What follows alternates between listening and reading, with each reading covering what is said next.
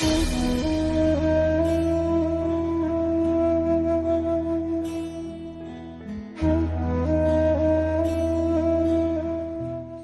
ಪ್ರಾರಂಭಗೊಳ್ಳಲಿಕ್ಕಿದೆ. ಯಾವುದೇ ಒಂದು ಕಾರ್ಯಕ್ರಮ ಪ್ರಾರಂಭವಾಗುವುದರ ಮೊದಲಿಗೆ ದೇವರ ಗೀತೆಯೊಂದಿಗೆ ಕಾರ್ಯಕ್ರಮ ಚಾಲನೆ ಮಾಡಲಿಕ್ಕಿದ್ದಾರೆ ಕೇಂದ್ರ ಕಚೇರಿಯ ಸಿಬ್ಬಂದಿಗಳಾದ ಸುಮಂಗಲ ಮತ್ತು ತಂಡ ಇವರಿಂದ.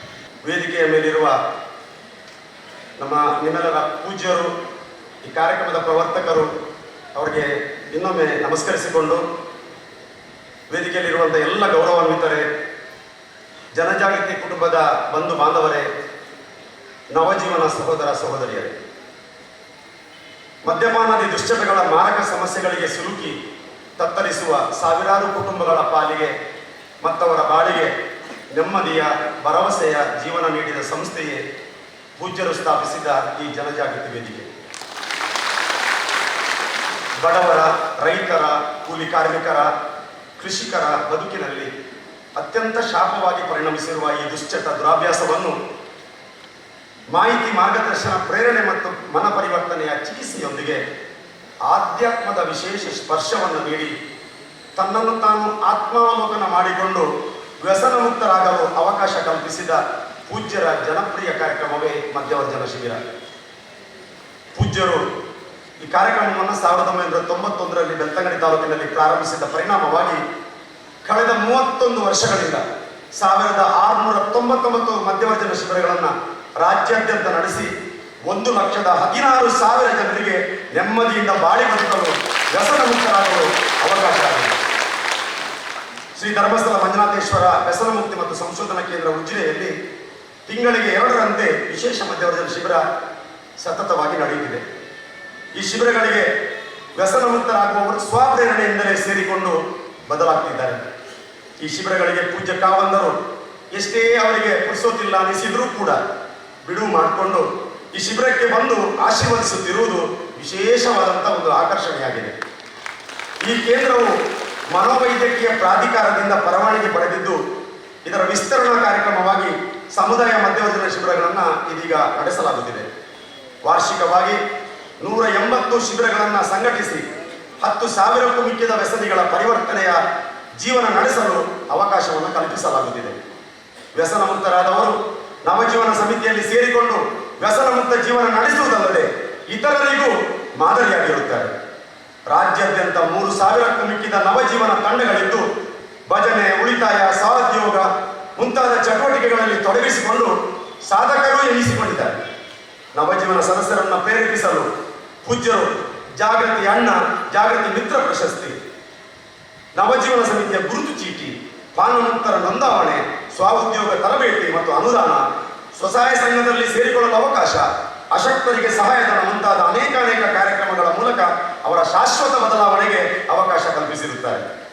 ವಿದ್ಯಾರ್ಥಿಗಳು, ಯುವಜನತೆ ಮಾದಕ ವಸ್ತುಗಳಿಗೆ ಆಕರ್ಷಿತರಾಗುವುದನ್ನು ತಿಳಿದು ಸ್ವಾಸ್ಥ್ಯ ಸಂಕಲ್ಪ ಕಾರ್ಯಕ್ರಮವನ್ನು ರಾಜ್ಯ ವ್ಯಾಪಿ ಇವತ್ತು ಸಂಘಟಿಸಲಾಗುತ್ತಿದೆ.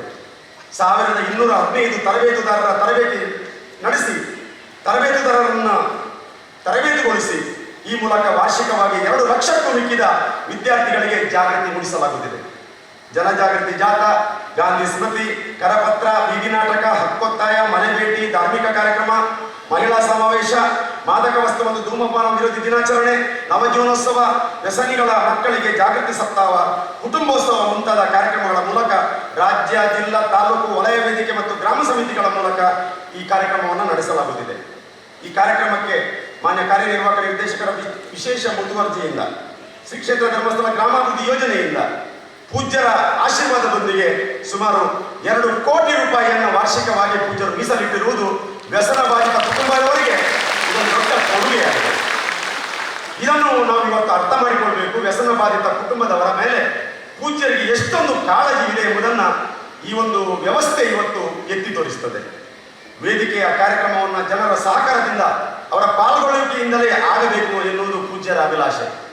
ಊರಿನ ಗಣ್ಯರು, ಹಿರಿಯರು, ದಾನಿಗಳು, ಸರ್ವಧರ್ಮೀಯರು ಪಕ್ಷಭೇದ ಮರೆತು ಸಮಾನ ಮನಸ್ಕರಾಗಿ ಕೈ ಜೋಡಿಸಿ ನಮ್ಮ ಈ ಕಾರ್ಯಕ್ರಮದಲ್ಲಿ ಮತ್ತು ಇದರ ಯಶಸ್ವಿಗೆ ಅವಿರತ ಶ್ರಮಿಸುತ್ತಿದ್ದಾರೆ. ಅಖಿಲ ಕರ್ನಾಟಕ ಜನಜಾಗೃತಿ ವೇದಿಕೆ ಟ್ರಸ್ಟ್ನ ಮೂಲಕ ರಾಜ್ಯದಲ್ಲಿ ಪ್ರಸ್ತುತ 1 ರಾಜ್ಯ ವೇದಿಕೆ, 32 ಜಿಲ್ಲಾ ವೇದಿಕೆ, 12 ತಾಲೂಕು ವೇದಿಕೆ, 112 ವಲಯ ವೇದಿಕೆ, 273 ಗ್ರಾಮ ಸಮಿತಿಗಳ ಮೂಲಕ ಇವತ್ತು ನಾವು ಕಾರ್ಯಕ್ರಮವನ್ನು ರೂಪಿಸುತ್ತಿದ್ದೇವೆ. ಈ ಸಮಿತಿಗಳಲ್ಲಿ ಸುಮಾರು 1029 ಪದಾಧಿಕಾರಿಗಳು, 10,500ಕ್ಕೂ ಮಿಕ್ಕಿದ ಇಲ್ಲಿ ಕೂತಂತಹ ವಿಶೇಷವಾದಂತಹ ಗಣ್ಯರು ಈ ಕಾರ್ಯಕ್ರಮದಲ್ಲಿ ಹೆಗಲಿಗೆ ಹೆಗಲು ಕೊಟ್ಟು ಪೂಜ್ಯರ ಸ್ವಸ್ಥ ಸಮಾಜದ ಕನಸನ್ನ ನನಸು ಮಾಡುವಂತ ಹಗಲಿರುಳು ಶ್ರಮಿಸುತ್ತಿದ್ದಾರೆ ಎಂಬುದನ್ನು ಈ ಸಂದರ್ಭದಲ್ಲಿ ಹೇಳಲಿಕ್ಕೆ ಇಷ್ಟಪಡ್ತಾ ಇದ್ದೇನೆ. ಈ ಎಲ್ಲ ಕಾರ್ಯಕ್ರಮಗಳಿಗೆ ಪೂಜ್ಯರ ದೂರದೃಷ್ಟಿ, ಮಾತೃಶ್ರೀ ಅಮ್ಮನವರ ಕಾಳಜಿ, ಕಾರ್ಯನಿರ್ವಾಹಕ ನಿರ್ದೇಶಕರ ಮಾರ್ಗದರ್ಶನ, ವೇದಿಕೆಯ ಪದಾಧಿಕಾರಿಗಳ ಸಹಕಾರ, ಗ್ರಾಮಾಭಿವೃದ್ಧಿ ಯೋಜನೆಯ ಸಹಕಾರ, ಮಂಜುನಾಥ ಸ್ವಾಮಿಯ ಕೃಪೆ ನಮಗೆಲ್ಲರಿಗೂ ಶ್ರೀ ರಕ್ಷೆಯಾಗಿದೆ ಎಂಬುದನ್ನು ತಿಳಿಯಲು ಸಂತೋಷ ಪಡ್ತಾ ಇದ್ದೇನೆ. ಇಂದು ನಡೆಯುವ ಕಾರ್ಯಕ್ರಮ ವ್ಯಸನ ಮುಕ್ತರ ಶತದಿನೋತ್ಸವ ಕಾರ್ಯಕ್ರಮ. ಇದಕ್ಕೆ ನಾವು ಇವತ್ತು ವ್ಯಸನ ಮುಕ್ತರ ಸಮಾವೇಶ ಎಂದೇ ಹೆಸರು ಕೊಟ್ಟಿದ್ದೇವೆ. ಮಧ್ಯವರ್ಗದ ಶಿಬಿರಕ್ಕೆ ಭಾಗವಹಿಸಿ 100 ದಿನಗಳನ್ನು ಯಶಸ್ವಿಯಾಗಿ ಪೂರೈಸಿ ಶ್ರೀ ಕ್ಷೇತ್ರ ಸ್ವಾಮಿಯ ದರ್ಶನವನ್ನು ಪಡೆದು ಪೂಜ್ಯರ ಸಮ್ಮುಖದಲ್ಲಿ ನಾನು ದೃಢವಾಗಿ ಬಾಳುತ್ತೇನೆ ಎಂದು ಸಂಕಲ್ಪ ಮಾಡುವಂತ ಈ ಒಂದು ಪುಣ್ಯ ದಿನ. ಇದನ್ನು ಬಹಳಷ್ಟು ಅರ್ಥಪೂರ್ಣವಾಗಿ ಮಾಡಬೇಕೆಂಬುದೇ ಪೂಜ್ಯರ ಆಶಯ. ಪಾನಮುಕ್ತರು ಗೌರವಿಸಲ್ಪಡಬೇಕು, ಅವರು ಸಮಾಜದ ಮುಖ್ಯವಾಹಿನಿಯಲ್ಲಿ ಮುಂದೆ ಬರಬೇಕು ಎಂಬುದೇ ಪೂಜ್ಯರ ಅಪೇಕ್ಷೆ. ಇಂತಹ ಕಾರ್ಯಕ್ರಮವನ್ನು ವರ್ಷಕ್ಕೆ 4 ಬಾರಿ ಆಚರಣೆ ಮಾಡುವುದಕ್ಕೆ ಅವರ ಅನುಮತಿ ಇದೆ. ಈ ಕಾರ್ಯಕ್ರಮದಲ್ಲಿ 2022-24ನೇ ಸಾಲಿನಲ್ಲಿ ನಡೆಸಲಾದ 46 ಶಿಬಿರಗಳ ವ್ಯಸನ ಮುಕ್ತರಾದ 1733 ಜನ ಇವತ್ತು ಬೇರೆ ಬೇರೆ ಕಡೆಯಿಂದ ಆಗಮಿಸಿದ್ದಾರೆ. ಈಗ ಒಟ್ಟು ಮನೆಯವರು ಸೇರಿದಂತೆ 2700 ಮಂದಿ ಈ ಸಭೆಯಲ್ಲಿ ಇದ್ದಾರೆ. 9 ಮಂದಿಗೆ ಇವತ್ತು ಜಾಗೃತಿ ಅಣ್ಣ ಅಂದರೆ 50 ಮಂದಿಗೂ ಹೆಚ್ಚಾಗಿ ಜನರನ್ನು ಬದಲಾಯಿಸಿದವರು, 25 ಮಂದಿಗೂ ಹೆಚ್ಚು ಜನರನ್ನು ಬದಲಾಯಿಸಿದ 4 ಮಂದಿಗೆ ಜಾಗೃತಿ ಮಿತ್ರ ಪ್ರಶಸ್ತಿಯನ್ನ ಇವತ್ತು ಪ್ರದಾನ ಮಾಡಲಾಗ್ತಿದೆ. ಭಾಗವಹಿಸಿದ ಎಲ್ಲರಿಗೂ ನವಜೀವನ ಬ್ಯಾಡ್ಜ್ ಅನ್ನು ಈಗಾಗಲೇ ನಾವು ನೀಡಿದ್ದೇವೆ. ಪೂಜ್ಯರ ಗೌರವ ಅಧ್ಯಕ್ಷತೆಯಲ್ಲಿ ನಡೆಯುವ ಈ ಕಾರ್ಯಕ್ರಮದಲ್ಲಿ ಪಾಲು ಪಡೆಯುವ ನಾವೆಲ್ಲರೂ ಧನ್ಯರು. ವೇದಿಕೆಯ ಗೌರವ ಅಧ್ಯಕ್ಷರಾಗಿರುವ, ಟ್ರಸ್ಟಿನ ಅಧ್ಯಕ್ಷರಾಗಿರುವ ನಮ್ಮೆಲ್ಲರ ಪೂಜ್ಯರು, ಈ ಬೃಹತ್ ಆಂದೋಲನದ ಮಾರ್ಗದರ್ಶಕರು ಈ ಪುಣ್ಯದ ಕಾರ್ಯಕ್ರಮದಲ್ಲಿ ಕೈ ಜೋಡಿಸಲಿಕ್ಕೆ ನಮಗೆಲ್ಲರಿಗೂ ಅವಕಾಶ ಕಲ್ಪಿಸಿದ, ನಮಗೆ ನೆಮ್ಮದಿಯಿಂದ 3 ಹೊತ್ತು ಊಟ ಮಾಡಲಿಕ್ಕೆ ಅವಕಾಶ ಕಲ್ಪಿಸಿದ ಹಾಗೂ ಸಾವಿರಾರು ಮಧ್ಯಮುಕ್ತ ಕುಟುಂಬಗಳಿಗೆ ನೆಮ್ಮದಿಯ ಜೀವನವನ್ನು ದಯಪಾಲಿಸಿದ ಪೂಜ್ಯರಿಗೆ ಸರ್ವರ ಪರವಾಗಿ ಈ ಕಾರ್ಯಕ್ರಮದ ಅಧ್ಯಕ್ಷತೆಯನ್ನು ವಹಿಸಲಿರುವ ಅವರನ್ನು ಭಕ್ತಿ ಪೂರ್ವಕವಾಗಿ ಪ್ರಣಾಮಗಳನ್ನು ಸಲ್ಲಿಸಿ ನೆರೆದ ಸರ್ವರ ಪರವಾಗಿ ತುಂಬು ಹೃದಯದಿಂದ ಸ್ವಾಗತಿಸ್ತಾ ಇದ್ದೇನೆ.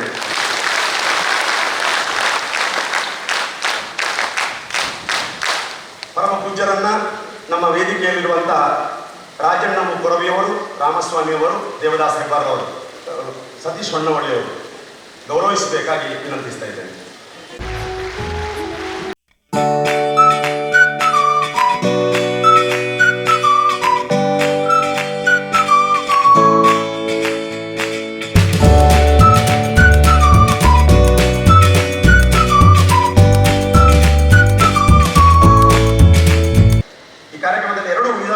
ಶಾಸಕರುಗಳು ಸಹಿತ ಅವರ ಅನುಪಸ್ಥಿತಿಯ ಬಗ್ಗೆ ಅವರು ತಿಳಿಸಿದ್ದಾರೆ.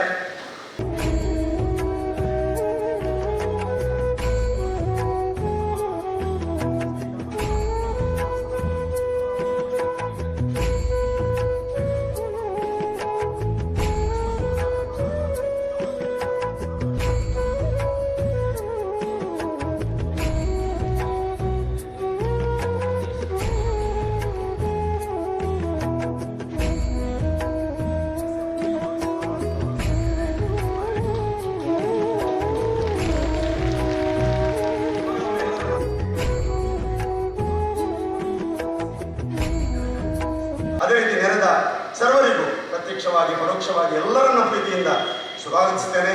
ಪೂಜ್ಯ ವೀರೇಂದ್ರ ಹೆಗಡೆಯವರು ಮತ್ತು ಹೇಮಾವತಿ ಅಮ್ಮನವರ ಆಶೀರ್ವಾದವನ್ನು ಬೇಡುತ್ತಾ ಮತ್ತು ಧರ್ಮಸ್ಥಳ ಮಂಜುನಾಥನ ಆಶೀರ್ವಾದವನ್ನು ಬೇಡುತ್ತಾ ಮತ್ತೆ ಈ ಸಭೆಯಲ್ಲಿ ಹಾಜರಾದ ಗಣ್ಯ ವ್ಯಕ್ತಿಗಳನ್ನು ವಂದಿಸುತ್ತಾ ಮತ್ತು ನನ್ನ ನವಜೀವನ ಬಂಧು ಮತ್ತು ನವಜೀವನ ಪೋಷಕರನ್ನು ನಮಿಸುತ್ತಾ ಅನಿಸಿಕೆಯನ್ನು ಹೇಳಲು ಇಚ್ಛಿಸುತ್ತೇನೆ. ನನ್ನ ಹೆಸರು ಜಗದೀಶ್ ಅಂತ, ತುಮಕೂರು ಜಿಲ್ಲೆ ಗುಬ್ಬಿ ತಾಲೂಕಿಂದ ಬಂದಿದ್ದೀನಿ. ನಮ್ಮದು ಗುಬ್ಬಿ ತಾಲೂಕಲ್ಲಿ ಚಿಕ್ಕಹಳ್ಳಿ ಉಣಗನಾಲ ಅಂತ. ನಾನು ಸುದೀರ್ಘ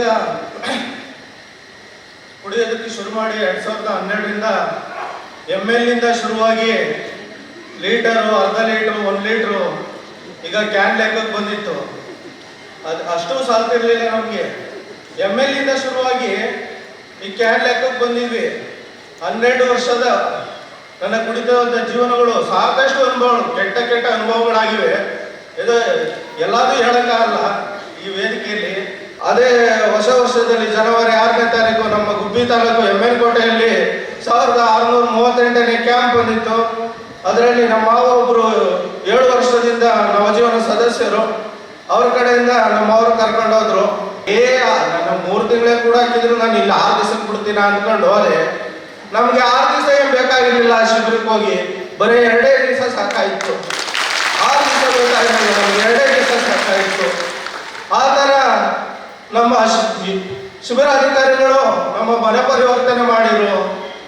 ಜೊತೆಗೆ ಮಂಜುನಾಥನ ಆಶೀರ್ವಾದ ನಮಗಿತ್ತು.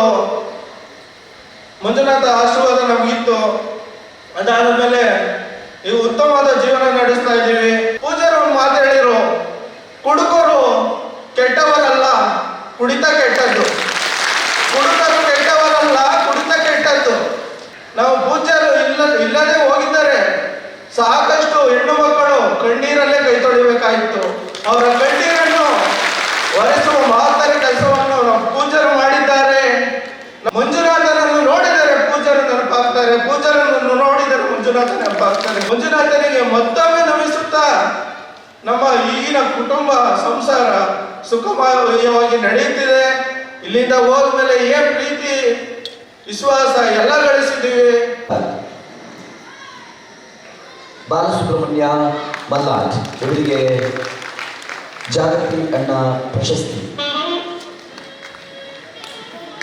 ಬಾಲಸುಬ್ರಹ್ಮಣ್ಯ ಜಾಗೃತಿ ಅಣ್ಣ ಪ್ರಶಸ್ತಿ.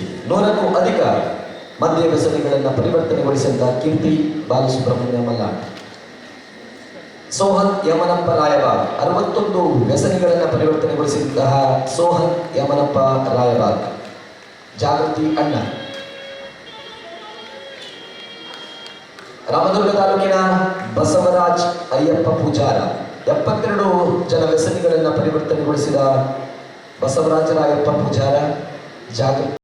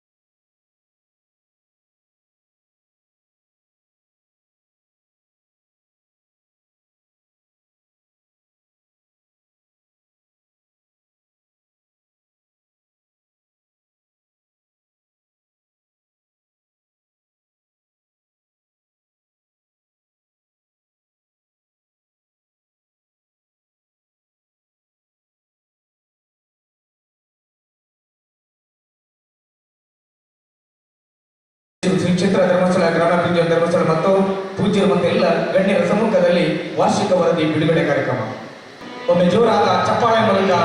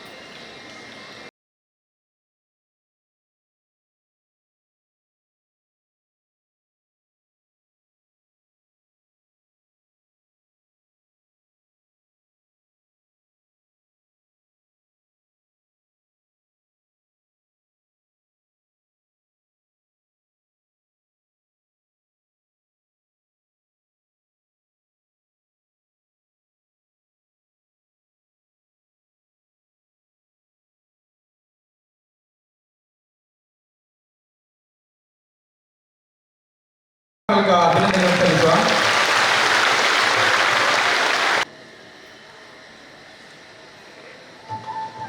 ಪುಸ್ತಕದ ಬಿಡುಗಡೆ ಜೊತೆಗೆ ಅವರಿಗೆ ಗೌರವವನ್ನು ಕೂಡ ಮಾಡಬೇಕಾಗಿ ವಿನಂತಿಸಿದ್ದೇವೆ.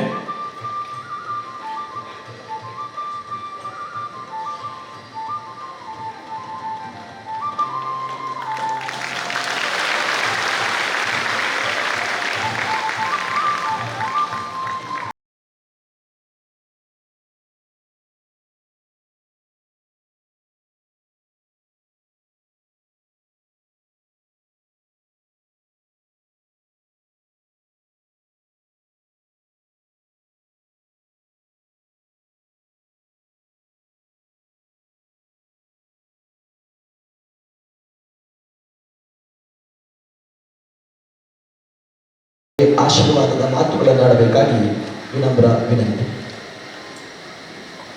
ಕ್ಷೇತ್ರದ ಶ್ರೀ ಮಂಜುನಾಥ ಸ್ವಾಮಿಯನ್ನು ಪ್ರಾರ್ಥಿಸಿ ವೇದಿಕೆಯಲ್ಲಿರುವ ನಮ್ಮ ಅಖಿಲ ಕರ್ನಾಟಕ ಜನಜಾಗೃತಿ ವೇದಿಕೆಯ ರಾಜ್ಯಾಧ್ಯಕ್ಷರಾದ ಶ್ರೀ ರಾಜಣ್ಣ ಕೊರಿಯವರೇ, ಹಿಂದೆ ನಮ್ಮ ಜೊತೆಗೆ ರಾಜ್ಯಾಧ್ಯಕ್ಷರಾಗಿ ಸೇವೆ ಮಾಡಿದಂಥ ಶ್ರೀ ಹೊನ್ನಳ್ಳಿಯವರೇ, ರಾಮಸ್ವಾಮಿಯವರೇ ಮತ್ತು ವೇದಿಕೆಯಲ್ಲಿ ನಮ್ಮ ಸ್ಥಾಪಕಾಧ್ಯಕ್ಷರಾದಂಥ ಶ್ರೀ ಸಾಧೇಂದ್ರೇ ಮತ್ತು ರಾಮಸ್ವಾಮಿಯವರೇ ಮತ್ತು ಇದರೆಲ್ಲ ಗಣ್ಯರೇ, ಇಲ್ಲಿ ಆಗಮಿಸಿರುವಂಥ ಎಲ್ಲ ಮಧ್ಯವರ್ತಿನ ಶಿಬಿರದ ಯಶಸ್ವಿ ಪಾಲ್ದಾರರು, ನನಗೆ ಮೊದಲನೇದಾಗಿ ತೋರುವಂಥದ್ದು ನೀವೆಲ್ಲ ಎಷ್ಟು ಉತ್ಸಾಹದಿಂದ ಇಲ್ಲಿಗೆ ಬಂದಿದ್ದೀರಲ್ಲ, ಇದು ಬಹಳ ದೊಡ್ಡ ವಿಷಯ.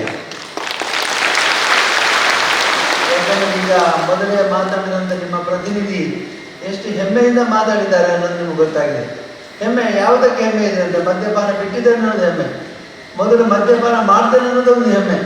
ಯಾಕಂದರೆ ಈಗಿನ ಯುವಕರಿಗೆ ಈ ಅಭ್ಯಾಸಗಳು ದುಶ್ಚಟಗಳೇ ಒಂದು ಹೆಮ್ಮೆಯ ವಿಷಯವಾಗಿರ್ತದೆ. ಅವ್ರಿಗೆ ನಾವು ಇಂಥದ್ದು ಮಾಡಿದ್ವಿ, ನಮಗೆ ಯಾವುದೋ ಅಡಿಕ್ಷನ್ ಇದೆ, ನಮಗೆ ಯಾವುದೋ ಒಂದು ಅಭ್ಯಾಸ ಇದೆ ಅನ್ನೋದು ಹೆಮ್ಮೆಯ ವಿಷಯವಾಗಿದೆ. ಆದರೆ ಈ ಬಿಟ್ಟವರು ಇವತ್ತು ಎಷ್ಟು ಹೆಮ್ಮೆ ಅಂತಂದರೆ ಬ್ಯಾಚ್ ಹಾಕೊಂಡೇ ಬರ್ತಾರೆ.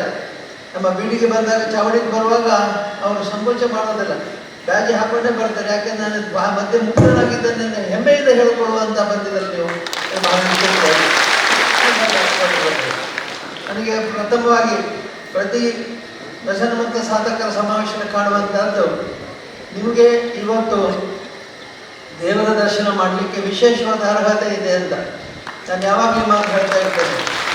ಯಾಕೆಂದರೆ ಈಗ ಈ ಹಿಂದೆ ನೀವು ದರ್ಶನ ಮಾಡಿದ್ದೀರಿ, ದರ್ಶನ ಮಾಡುವಾಗ ನಿಮಗೇನು ಸಂಕೋಚ ಇರಲಿಲ್ಲ. ಯಾಕೆಂದರೆ ಈಗಾಗಲೇ ಹೇಳಿದರು ನೀವು ಕುಡಿತಿರೋಣ ಅಂತ ಕೇಳಿದರು ಅಂತ.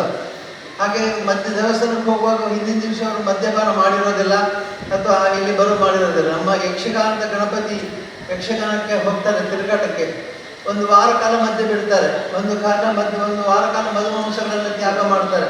ಯಾಕಂದರೆ ಮೂರಿಗೆ ದೇವರು ಬರ್ತಾರೆ ಅಂತ. ಈ ಶಬರಿಮಲೆಗೆ ಹೋಗುವ 48 ದಿವಸ ಮದ್ಯ ಮುಕ್ತರಾಗ್ತಾರೆ, ಯಾಕೆಂದರೆ ವ್ರತ ಅಂತ. ಆದರೆ ಹಿಂದೆ ಬರುವಾಗ 48 ದಿವಸದ್ದು ಪೂರ್ತಿ ಮುಗಿಸ್ಕೊಂಡು ಫುಲ್ ಮಾಡಿಕೊಂಡೇ ಮನೆಗೆ ಬರ್ತಾರೆ ಅವರು. ಎಷ್ಟೋ ಜನ ಈ ಮದ್ಯಪಾನವನ್ನು ಮಾಡುವಾಗ ನಾವು ಹೇಳ್ತೇನೆ, ತಮಾಷೆಗೆ ಹೇಳ್ತಾ ಇರ್ತೇನೆ. ಯಾವುದೋ ಗಾಡಿಯಲ್ಲಿ ಬರ್ತಾರೆ, ಬಂದು ಉಜಿಯಲ್ಲಿ ದಾಟುವಾಗ ಉಜಿಯಲ್ಲಿ ಗಾಡಿ ನಿಲ್ಲಿಸ್ತಾನೆ ಯಾರು ಡ್ರೈವರ್ ನಿಲ್ಲಿಸ್ತಾನೆ. ಹೇಳ್ತಾನೆ, ಸ್ವಾಮಿ ಧರ್ಮಸ್ಥಳದಲ್ಲಿ ಬಾರ್ ಇಲ್ಲ, ಧರ್ಮಸ್ಥಳದಲ್ಲಿ ಮದ್ಯಪಾನ ಇಲ್ಲ, ಏನಾದ್ರು ಇಲ್ಲೇ ಲೋಡ್ ಮಾಡ್ಕೊಂಡು ಹೋಗಿ ಅಂತ. ನಾವು ವ್ರತ ಮಾಡಿ ಬಂದಿದ್ದೇವೆ, ಧರ್ಮಸ್ಥಳಕ್ಕೆ ಹೋಗಿ ಕುಡಿಯೋದಿಲ್ಲ ಅಂತ. ಮನಸ್ಸು ಭಾಳ ಗಟ್ಟಿಯಾಗಿರ್ತದೆ. ಅಲ್ಲಿ ಒಂದು ಸ್ವಲ್ಪ ಚಂಚಲ ಆಗ್ತದೆ. ನಾಳೆ ಬೆಳಿಗ್ಗೆ ತನ್ನ ದರ್ಶನ ಮಾಡೋದು, ಇವತ್ತು ರಾತ್ರಿ ಏನು ಮಾಡಿದರೆ ಅಂದರೆ ಸ್ವಲ್ಪ ಮನಸ್ಸಂಜನೆ ಕುಡಿದು ಬಿಡ್ತಾರೆ. ಯಾಕೆ ನಾಳೆ ಬೆಳಿಗ್ಗೆ ದರ್ಶನ ಮಾಡ್ಕೊಳ್ಳುವಾಗ ಹೋದರೆ ಸಾಕು ಅಂತ.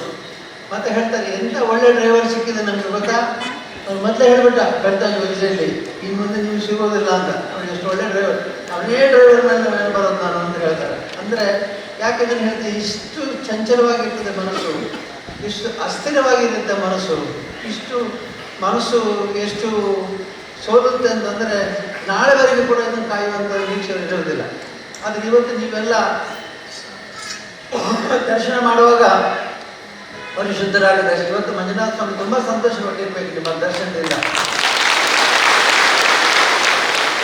ನಾವು ಅಂತಃಕರಣ ಶುದ್ಧಿ, ಬಹಿರಂಗ ಶುದ್ಧಿ, ಅಂತಃಕರಣ ಶುದ್ಧಿ ಅಂತ ಹೇಳ್ತೇವೆ. ಬಸವಣ್ಣ ಹೇಳಿದ್ರೆ ಅಂತಃಕರಣ ಶುದ್ಧಿ ಬಹಿರಂಗ ಶುದ್ಧಿಯಿಂದ. ಬಹಿರಂಗ ಶುದ್ಧಿಯನ್ನು ಏನಾದರೂ ಮಾಡ್ಕೊಳ್ಬೋದು, ಮೈಯೆಲ್ಲ ತೊಳ್ಕೊಬೋದು, ನದಿಯಲ್ಲಿ ಸ್ನಾನ ಮಾಡುವಾಗ ಸೋಪು ಹಾಕ್ಕೊಳ್ಬೋದು, ಆಮೇಲೆ ವಾಸನೆ ಬಂದಾಗ ಸೆಂಟ್ ಹಾಕ್ಕೊಳ್ಬೋದು, ಏನೋ ಮಾಡಿ ಬಾಹ್ಯವಾಗಿ ನಮ್ಮ ಮುಟ್ಟು ಗೊತ್ತಾಗದಾಗ ಮಾಡ್ಬೋದು. ಆದರೆ ಅಂತರಂಗ ಶುದ್ಧಿ ಮಾತ್ರ ಕೈ ಹಾಕಿ ನೋಡಿದ್ರೆ ಸಿಗೋದಿಲ್ಲ. ದೇವರಿಗೆ ಮಾತ್ರ ಗೊತ್ತಾಗುತ್ತೆ ಇವನು ಯಾವ ಭಕ್ತ ಅಂತ. ಇವನು ಅಂತರಂಗ ಶುದ್ಧಿ ಉಳ್ಳವನು ಮತ್ತು ಬಹಿರಂಗ ಶುದ್ಧಿ ಉಳ್ಳವನು ಅಂತ ಗೊತ್ತಾಗೋದು ದೇವರಿಗೆ ಮಾತ್ರ, ನಮಗೆ ಗೊತ್ತಾಗೋದಿಲ್ಲ. ಆದರೆ ದೇವ್ರು ಏನು ಮಾಡ್ತಾರೆ, ಹತ್ತಿರ ಬಂದಾಗ ಎಲ್ಲನೂ ಆಶೀರ್ವಾದ, ನಿಮಗೆ ಒಳ್ಳೆಯದಾಗಲಿ ಅಂತ. ದುಷ್ಟ ಈ ಅಭ್ಯಾಸ ಇದ್ದವರಿಗೂ ಆಶೀರ್ವಾದ ಮಾಡಿದೆ, ಪರಿವರ್ತನೆ ಆಗಲಿ ಅಂತ. ಹಾಗಾಗಿ ಇವತ್ತು ನೀವು ಬಹಳ ಒಳ್ಳೆಯ ರೀತಿಯಲ್ಲಿ ದರ್ಶನ ಮಾಡಿದ್ದೀರಿ. ದರ್ಶನ ಆಗ್ತಿದ್ದವ್ರು ಇನ್ನೂ ಮಾಡಲಿಕ್ಕಿದ್ದೀರಿ. ನಿಮ್ಮನ್ನು ನೋಡಿ ದೇವರಿಗೆ ತುಂಬ ಸಂತೋಷ ಆಗಿದೆ. ಇವತ್ತು ಇವರು ಭಾಳ ಶುದ್ಧರಾಗಿ ಬಂದಿದ್ದಾರೆ. ಈಗಾಗಲೇ ಒಂದು ಮಾತು ಹೇಳಿದರು, ಹೆಗ್ಡೆಯವರು ಭಾಷಣದಲ್ಲಿ ಒಂದು ಮಾತು ಹೇಳ್ತಾರೆ ಸ್ವಾಮಿಯವರು ಅಂತ. ಏನು, ನೀವು ದುಷ್ಟರಲ್ಲ, ಕೆಟ್ಟವರಲ್ಲ, ಹಿಂಸಕರಲ್ಲ, ಪಾಪಿಗಳಲ್ಲ. ಯಾಕೆ ನಿಮ್ಮ ಮನಸ್ಸಲ್ಲಿ ಮೂಲಭೂತವಾಗಿ ಮನಸ್ಸಿನಲ್ಲಿ ಇಲ್ಲ, ದುಷ್ಟತನ ಇಲ್ಲ ನಿಮ್ಮ ಮನಸ್ಸಿನಲ್ಲಿ. ಆದರೆ ನಿಮ್ಮ ಒಳಗೆ ಹೋದಾಗ, ಇದು ಯಾವ ಸಾಹಿತಿ ಪರಮಾತ್ಮದ ಹೆಸರಿಟ್ಟು ನಮಗೆ ಗೊತ್ತಿಲ್ಲ. ಒಬ್ಬ ಸಾಹಿತಿ ಒಂದು ಕತೆ ಬರೆಯುವಾಗ ಬರೆದು, ಪರಮಾತ್ಮ ಒಳಗೆ ಹೋದಾಗ ಅಂತ. ಪರಮಾತ್ಮ ಅಂದರೆ ಯಾರು, ದೇವರೇ. ಮದ್ಯಪಾನವನ್ನೇ ಪರಮಾತ್ಮ ಅಂತ ಹೇಳಿದ್ರು. ಅದು ಯಾಕೆ ಹೇಳಿದ್ರು ಗೊತ್ತಾರೆ, ಅವ್ರ ಭಾಷೆ ಅಭ್ಯಾಸ ಇತ್ತು ಅವರಿಗೆ, ಸಾಹಿತಿಗಳಿಗೆ. ಅವರು ಪರಮಾತ್ಮ ಅಂತ ಹೆಸರಿಟ್ಟು ನೋಡೋದು ಕಾಣ್ತದೆ. ಪರಮಾತ್ಮ ಒಳಗೆ ಹೋದ ಏನಾಗುತ್ತೆ ಅಂತ ಗೊತ್ತಿಲ್ಲ ಅಂತ. ನಿಜವಾಗಿ ಇವತ್ತು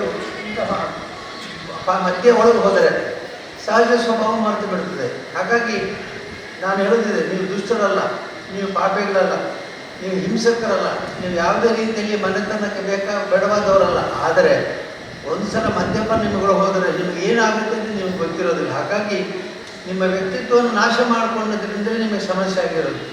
ನಮ್ಮ ಶಿಬಿರಕ್ಕೆ ಹೋದಾಗ ಶಿಬಿರಾಧಿಕಾರಿಗಳು ಹೇಳ್ತಾರೆ, ಇದರಲ್ಲಿ 70 ಜನ ಇದ್ದಾರೆ, 70 ಜನರಲ್ಲಿ 35 ಜನ ಸ್ವಯಂ ಪ್ರೇರಣೆಯಿಂದ ಬಂದಿದ್ದಾರೆ.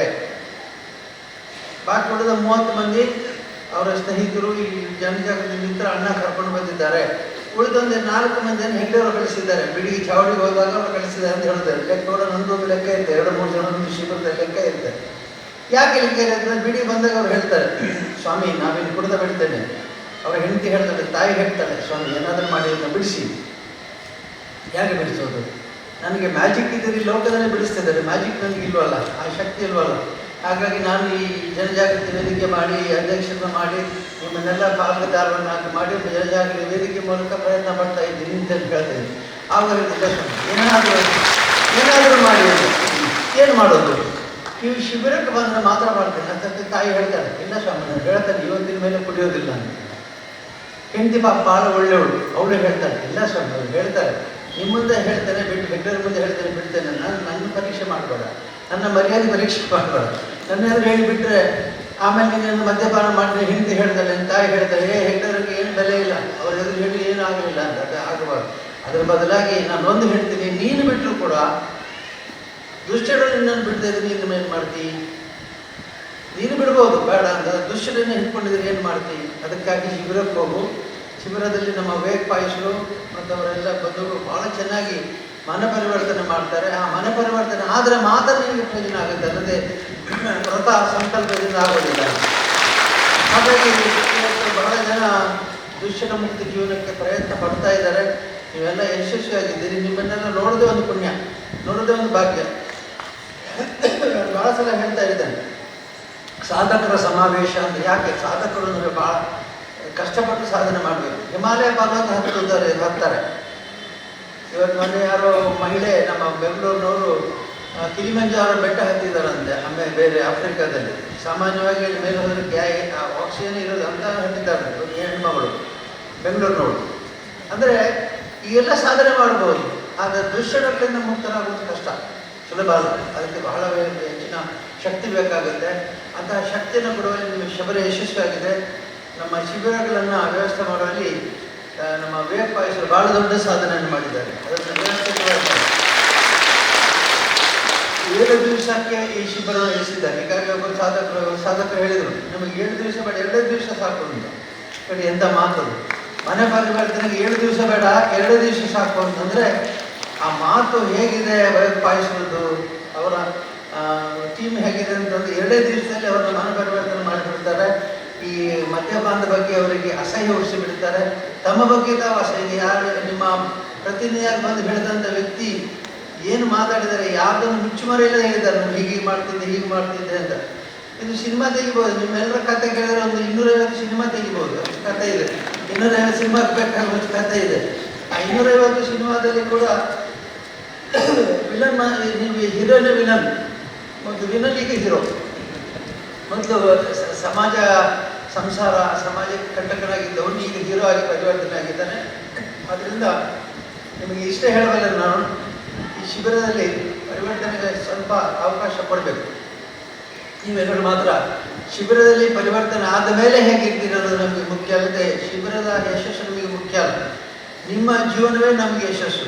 ನಿಮ್ಮ ಜೀವನದಲ್ಲಿ ನೀವು ಪರಿವರ್ತನೆ ಆದರೆ ನಮಗೆ ಅದು ಯಶಸ್ಸು. ಹಾಗಾಗಿ ನೀವೇನು ಮಾಡ್ತೀರಿ? ಈಗ ನಿಮ್ಮ ಸ್ನೇಹಿತರು, ನಿಮ್ಮ ಹಳೆಯ ಜೊತೆಗಿರೋ 24,000 ರೂಪಾಯಿಗೆ ಕೊಡಿಸಿದ್ದೇನೆ ಅಂತಾರೆ. ಅವನೀಗ ನಮಗೆ ಎಷ್ಟು ಬೈತಾನೆ ನೋಡಿ. ಏನು ಧರ್ಮಸ್ಥಳದವರು ಒಳ್ಳೆ ಸ್ನೇಹಿತ ಇದ್ದೆ, ನಮಗೆ ದಿವಸ ಪಾಠ ಕೊಡ್ತಿದ್ದ. ಇವತ್ತು ನೋಡಿ ಅವ್ರ ಬಗ್ಗೆ ಪರಿವರ್ತನೆ ನಮಗೆ ಗತಿ ಇಲ್ಲದ ನಾವೇ ಕಿಸದ ಖರ್ಚು ಮಾಡುವಾಗ ಅವನು ಬೈದು. ಇಂಥ ಬೈಯೋರು ಭಾಳ ಜನ ಇದ್ದಾರೆ, ಭಾಳ ಜನ ಶತ್ರುಗಳು ನಮಗಿದ್ದಾರೆ. ಯಾಕೆಂದರೆ ಅವ್ರು ಹೇಳ್ತಾರೆ, ಹೆಗ್ಡೆಯವರಿಂದಾಗಿ ನಮ್ಮ ಮಧ್ಯವರ್ತಿನ ಶಿಬಿರದಿಂದಾಗಿ ನಮ್ಮ ಕುಡಿತ ವೆಚ್ಚ ಕಮ್ಮಿ ಆಯಿತು. ನಮ್ಮ ಮಾರುಕಟ್ಟೆಯವರು ಹೇಳ್ತಾರೆ, ಮಾರ್ಕೆಟ್ ಇವರು ಬಾರ್ನವ್ರು ಹೇಳ್ತಾರೆ, ಏನ್ರಿ ಆ ಶಿಬಿರದಿಂದ ನನಗೆ ತುಂಬ ಸಮಸ್ಯೆ ಆಗಿದೆ. ಅವರು ಬಿಡಿಸ್ಬಿಡ್ತಾರೆ. ನಮಗೆ ವರ್ಷಕ್ಕೆ 91 ಲಕ್ಷ 2 ಲಕ್ಷ ಕಮ್ಮಿ, 2.5 ಲಕ್ಷ ಒಂದು ವರ್ಷಕ್ಕೆ. ಒಂದು ವರ್ಷಕ್ಕೆ 2 ಲಕ್ಷ ರೂಪಾಯಿ ಒಬ್ಬ ವ್ಯಕ್ತಿಯಿಂದ ಅವರಿಗೆ ಆದಾಯ ಇದೆ ಅಂತೆ. ನನ್ನ ಬಗ್ಗೆ ನಿಮಗೆ ಗೊತ್ತಿದೆ. ಹಾಗಾಗಿ ಆ ಆದಾಯವನ್ನು ಕಳ್ಕೊಂಡ್ಬಿಟ್ರೆ ಹೇಗಾಗುತ್ತೆ? ಶಕ್ತಿ ಯಾರಿಗಾದ್ರೂ ಬಂದಿದ್ದು. ಆದರೆ ಇದು ಅವರ ಸಂಸಾರಕ್ಕೆ ಉಳಿತಾಯ ಆಗಿದೆ, ಅವರ ಮಕ್ಕಳಿಗೆ ಉಳಿತಾಯ ಆಗಿದೆ, ಆರೋಗ್ಯ ಆಗಿದೆ. ನಾನು ನಮ್ಮ ಡಾಕ್ಟರ್ಗಳಿದ್ದಾರೆ, ಡಾಕ್ಟರ್ ಶ್ರೀನಿವಾಸ್ ಭಟ್ರಲ್ಲಿದ್ದಾರೆ. ಮೊದಲನೇ ದಿವಸ ಪರೀಕ್ಷೆ ಮಾಡ್ತಾರೆ ನಮ್ಮ ಶಿಬಿರದಲ್ಲಿ. ಮಾಡಿ ಒಂದು 3 ಜನರನ್ನ 5 ಜನರು 2 ಜನರನ್ನು ಹೊರಗೆ ಇಟ್ಬಿಡ್ತಾರೆ. ಹೊರಗೆ ಇವರು ಬಹಳ ಅಪಾಯಕಾರಿ ಇಲ್ಲಪ್ಪ, ನಿಮ್ಮ ಲಿವರ್ ಹೋಗ್ಬಿಟ್ಟಿದೆ, ನಿಮ್ಮ ಜೀವ ಆಪತ್ತಿನಲ್ಲಿದೆ ಅಂತೇಳಿ ಹೆಣ್ಮಕ್ಳಿಗೆ ಹೇಳ್ತಾರೆ. ಕರ್ಕೊಂಡು ಬಂದವ್ರಿಗೆ ಹೇಳ್ತಾರೆ, ನೋಡಪ್ಪ ಈ ಕರ್ಕೊಂಡೋಗಿ ನೇರ ಆಸ್ಪತ್ರೆಗೆ ಸೇರಿಸ್ಬಿಡಿ. ಇಲ್ಲಿ ಇದ್ದಾರೆ, ನಮಗೆ ಇಲ್ಲಿ ಆಪತ್ತಿದೆ, ನಮಗೆ ಈ ಒಬ್ಬ ವ್ಯಕ್ತಿ ನೋಡ್ಕೊಳ್ಳೋದ್ರಲ್ಲಿ ಉಳಿದ 70 ಮಂದಿ ನೋಡ್ಕೊಳ್ಳಿಕ್ಕೆ ಆಗೋದಿಲ್ಲ ಅಂತೇಳಿ ಅವ್ರನ್ನ ಮೆತ್ತಿಗೆ ಆಸ್ಪತ್ರೆಗೆ ಕಳಿಸಿಬಿಡ್ತಾರೆ.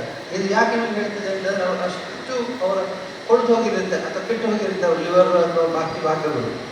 ಇಂತಹ ಸಂದರ್ಭದಲ್ಲಿ ಅವರಿಗೆ ಶಿಬಿರದಲ್ಲಿ ಎಚ್ಚರಿಕೆಯನ್ನು ಕೊಟ್ಟು ಅವರನ್ನ ನಾವು ಪ್ರತ್ಯೇಕಿಸಿ ಕೆಲವು ಸಲ ಅನಿವಾರ್ಯವಾಗಿ, ಮೊನ್ನೆ ಯಾರು ಹೇಳಿದ್ರು, ನೀವು ಅವ್ರನ್ನ ಯಾಕೆ ಬಿಡಬೇಕು ಅಂತ. ನಾನು ಬಿಡೋದಿಲ್ಲ, ಕೊನೆಯ 1% ರಿಸ್ಕ್ ಇದ್ದರೆ ಮಾತ್ರ ಅವ್ರು ಬಿಡ್ತಾರೆ. 99% ರಿಸ್ಕ್ ತೆಗೆದುಕೊಳ್ತಾರೆ. ಅವ್ರು 1% ರಿಸ್ಕ್ ಇದ್ದರೆ ಮಾತ್ರ ಬಿಟ್ಬಿಡ್ತಾರೆ. ಯಾಕಂದರೆ ಗಮನ ಅವ್ರ ಕಡೆ ಹೋಗ್ಬಿಟ್ರೆ ಈ ಉಳಿದ 70 ಜನರನ್ನು ಪರಿವರ್ತನೆ ಮಾಡಲಿಕ್ಕೆ ಆಗೋದಿಲ್ಲ ಅಂತ. ಹಾಗಾಗಿ ಇಂತಹ ಎಲ್ಲ ಪರಿವರ್ತನೆಗೂ ಶಿಬಿರವು ಕಾರಣವಾಗಿದೆ. ಅದರ ಯಶಸ್ಸು ನಮ್ಮ ಕಾರ್ಯಕರ್ತರಿಗೆ ಹೋಗುತ್ತೆ ಅಂತ ಹೇಳ್ತಾ, ಬಹಳ ಮುಖ್ಯವಾಗಿ ಇವತ್ತು ಶಿಬಿರ ಅಲ್ಲಲ್ಲಿ ಆಗಿದೆ. ಜನಜಾಗೃತಿ ಮಿತ್ರ ಮತ್ತು ಅನ್ನ ಇಲ್ಲಿ ಇದ್ದೀರಿ.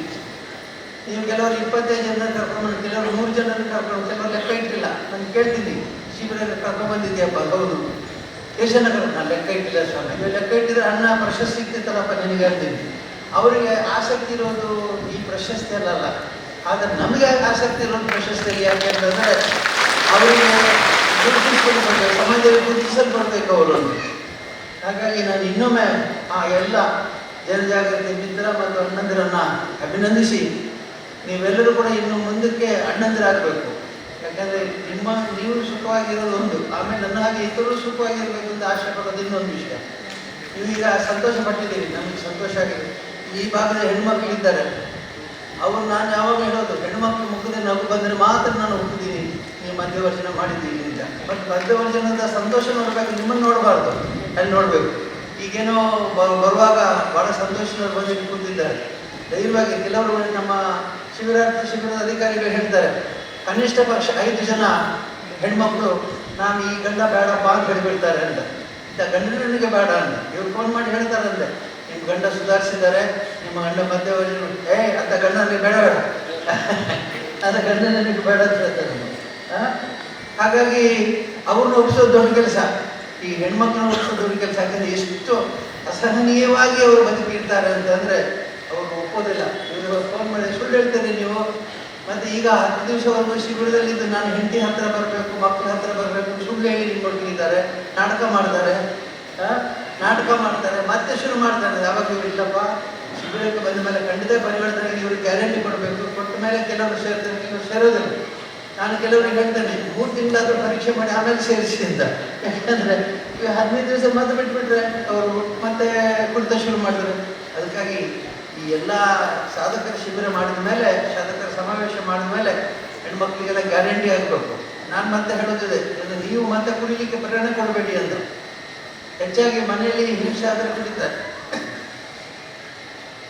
ಕ್ರಿಕೆಟ್ ಮ್ಯಾಚ್, ಫುಟ್ಬಾಲ್ ಮ್ಯಾಚ್ ಇದ್ರೆ ಅಮೆರಿಕ, ಇಂಗ್ಲೆಂಡ್ ಮತ್ತು ಫ್ರಾನ್ಸ್ ನಡುವೆ ಫುಟ್ಬಾಲ್ ಮ್ಯಾಚ್ ಇದೆ.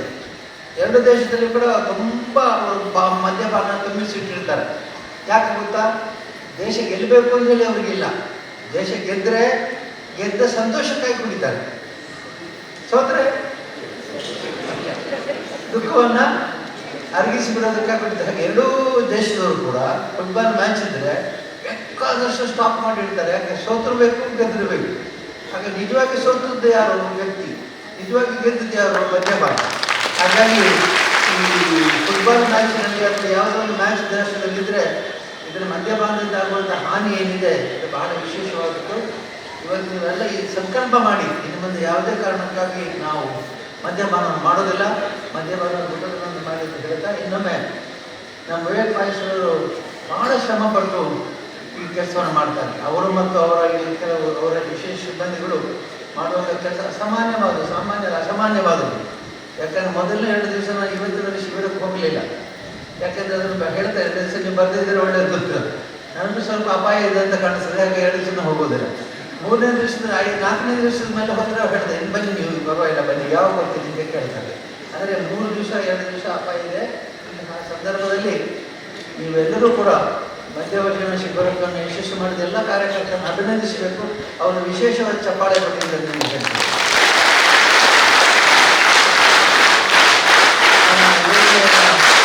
ಡಾಕ್ಟರ್ ಮಂಜುನಾಥರವರು ಮತ್ತು ಅನಿಲ್ ಮುಂತಾದವರು ಭಾಳ ಚೆನ್ನಾಗಿ ಈ ಕಾರ್ಯವನ್ನು ಮಾಡ್ತಾ ಇದ್ದಾರೆ. ವಿಶೇಷವಾಗಿ ಜನಜಾಗೃತಿ ವೇದಿಕೆ ಮಾಡಿದ ಮೇಲೆ ಈ ಎಲ್ಲ ಹಿರಿಯ ವ್ಯಕ್ತಿಗಳು ಈ ಯೋಜನೆಗೆ ನಮಗೆ ಬೆಂಬಲ ಕೊಡ್ತಾ ಇದ್ದಾರೆ. ಅವರಿಗೆಲ್ಲ ಸ್ವಲ್ಪ ಅಪಾಯ ಇದೆ. ನಮ್ಮ ವಸಂತ ಸಾಲಿಯನ್ರಿಗೆ ಯಾಕೆ ನಾವು ವೇದಿಕೆಯಲ್ಲಿ ಕುಳಿತುಕೊಳಿಸ್ತಾ ಇದ್ದೇವೆ ಅಂತಂದರೆ, ಅವರು ಪಟ್ಟಷ್ಟು ಭಯ ಮತ್ತು ಅವರು ಪಟ್ಟಷ್ಟು ಅಪಾಯ ಬೇರೆ ಯಾರು ಅನುಭವಿಸಲಿಲ್ಲ. ಅಷ್ಟು ಅಪಾಯ ಬಂದಿರ್ತವರಿಗೆ ಮೊದಲು. ಈಗ ನಮ್ಮ ಇಲ್ಲಿ ರಾಜಣ್ಣ ಪುರಿಯವರು ರಾಜ್ಯಾಧ್ಯಕ್ಷರಾಗಿದ್ದಾರೆ, ಪನ್ನವಳ್ಳಿಯವರಿದ್ದಾರೆ, ರಾಮಸ್ವಾಮಿ ಅವರಿದ್ದಾರೆ. ಇವರೆಲ್ಲ ಹಿಂದೆ ಬಹಳಷ್ಟು ಅಪಾಯ ರಿಸ್ಕ್ ತೆಗೆದುಕೊಂಡು ಯೋಜನೆಗೆ ಅವರು ವಿಶೇಷವಾಗಿ ಮಾರ್ಗದರ್ಶನ ಸಹಾಯ ಕೊಟ್ಟಿದ್ದಾರೆ. ಅವರೆಲ್ಲರನ್ನೂ ಕೂಡ ನಾನು ಈ ಸಂದರ್ಭದಲ್ಲಿ ಅಭಿನಂದಿಸಿ, ಮತ್ತೊಮ್ಮೆ ಈ ಶಿಬಿರದ ವ್ಯವಸ್ಥೆಯನ್ನು ಭಾಳ ಚೆನ್ನಾಗಿ ಮಾಡ್ತೀರಿ. ಇನ್ನು ಮೇಲೆ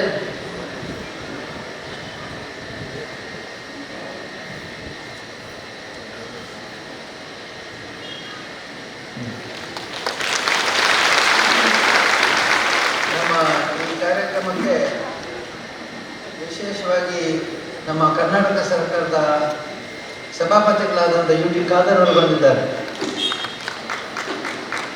ಯು ಟಿ ಖಾದರ್ ಅವರು ನನಗೆ ಹಳೆಯ ಪರಿಚಯ. ಇವರ ತಂದೆಯವರ ಪರಿಚಯ ನನಗೆ ತುಂಬ ಚೆನ್ನಾಗಿದೆ. ತಂದೆಯವರು ನಮ್ಮ ಭಾಳ ಹಳೆಯ ಪರಿಚಯ ಮತ್ತು ನಮ್ಮ ನೇಚುರೋಪತಿ ಪ್ರಕೃತಿ ಚಿಕಿತ್ಸೆಗೆ ಬರ್ತಾಯಿದ್ರು.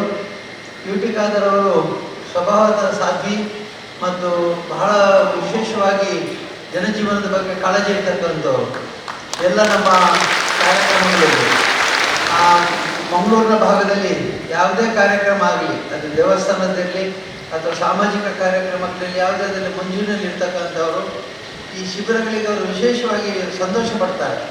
ಜನರಲ್ಲಿ ಬದಲಾವಣೆ ಆಗಿದೆ ಅಂದರೆ ಅವರಿಗೆ ತುಂಬ ಸಂತೋಷದ ವಿಷಯ.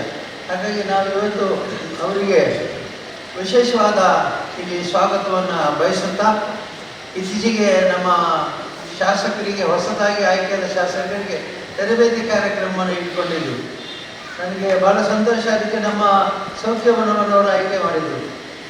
ನಾನು 4 ದಿವಸ ದೆಹಲಿಯಲ್ಲಿದ್ದು, ನಿನ್ನೆ ರಾತ್ರಿ ನಾನು ದೆಹಲಿಯಿಂದ ಬಂದೆ. ಖಾದರ್ ಅವರೇ, ನಿನ್ನೆ ದೆಹಲಿಯಲ್ಲಿದ್ದಾಗ ಒಂದು ಮಾತು ಕೇಳಿದೆ. ಒಬ್ಬರು ಭಾಳ ಹಳೆಯ ಅಧಿಕಾರಿಗಳು ಸಿಕ್ಕಿದ್ರು ನನಗೆ.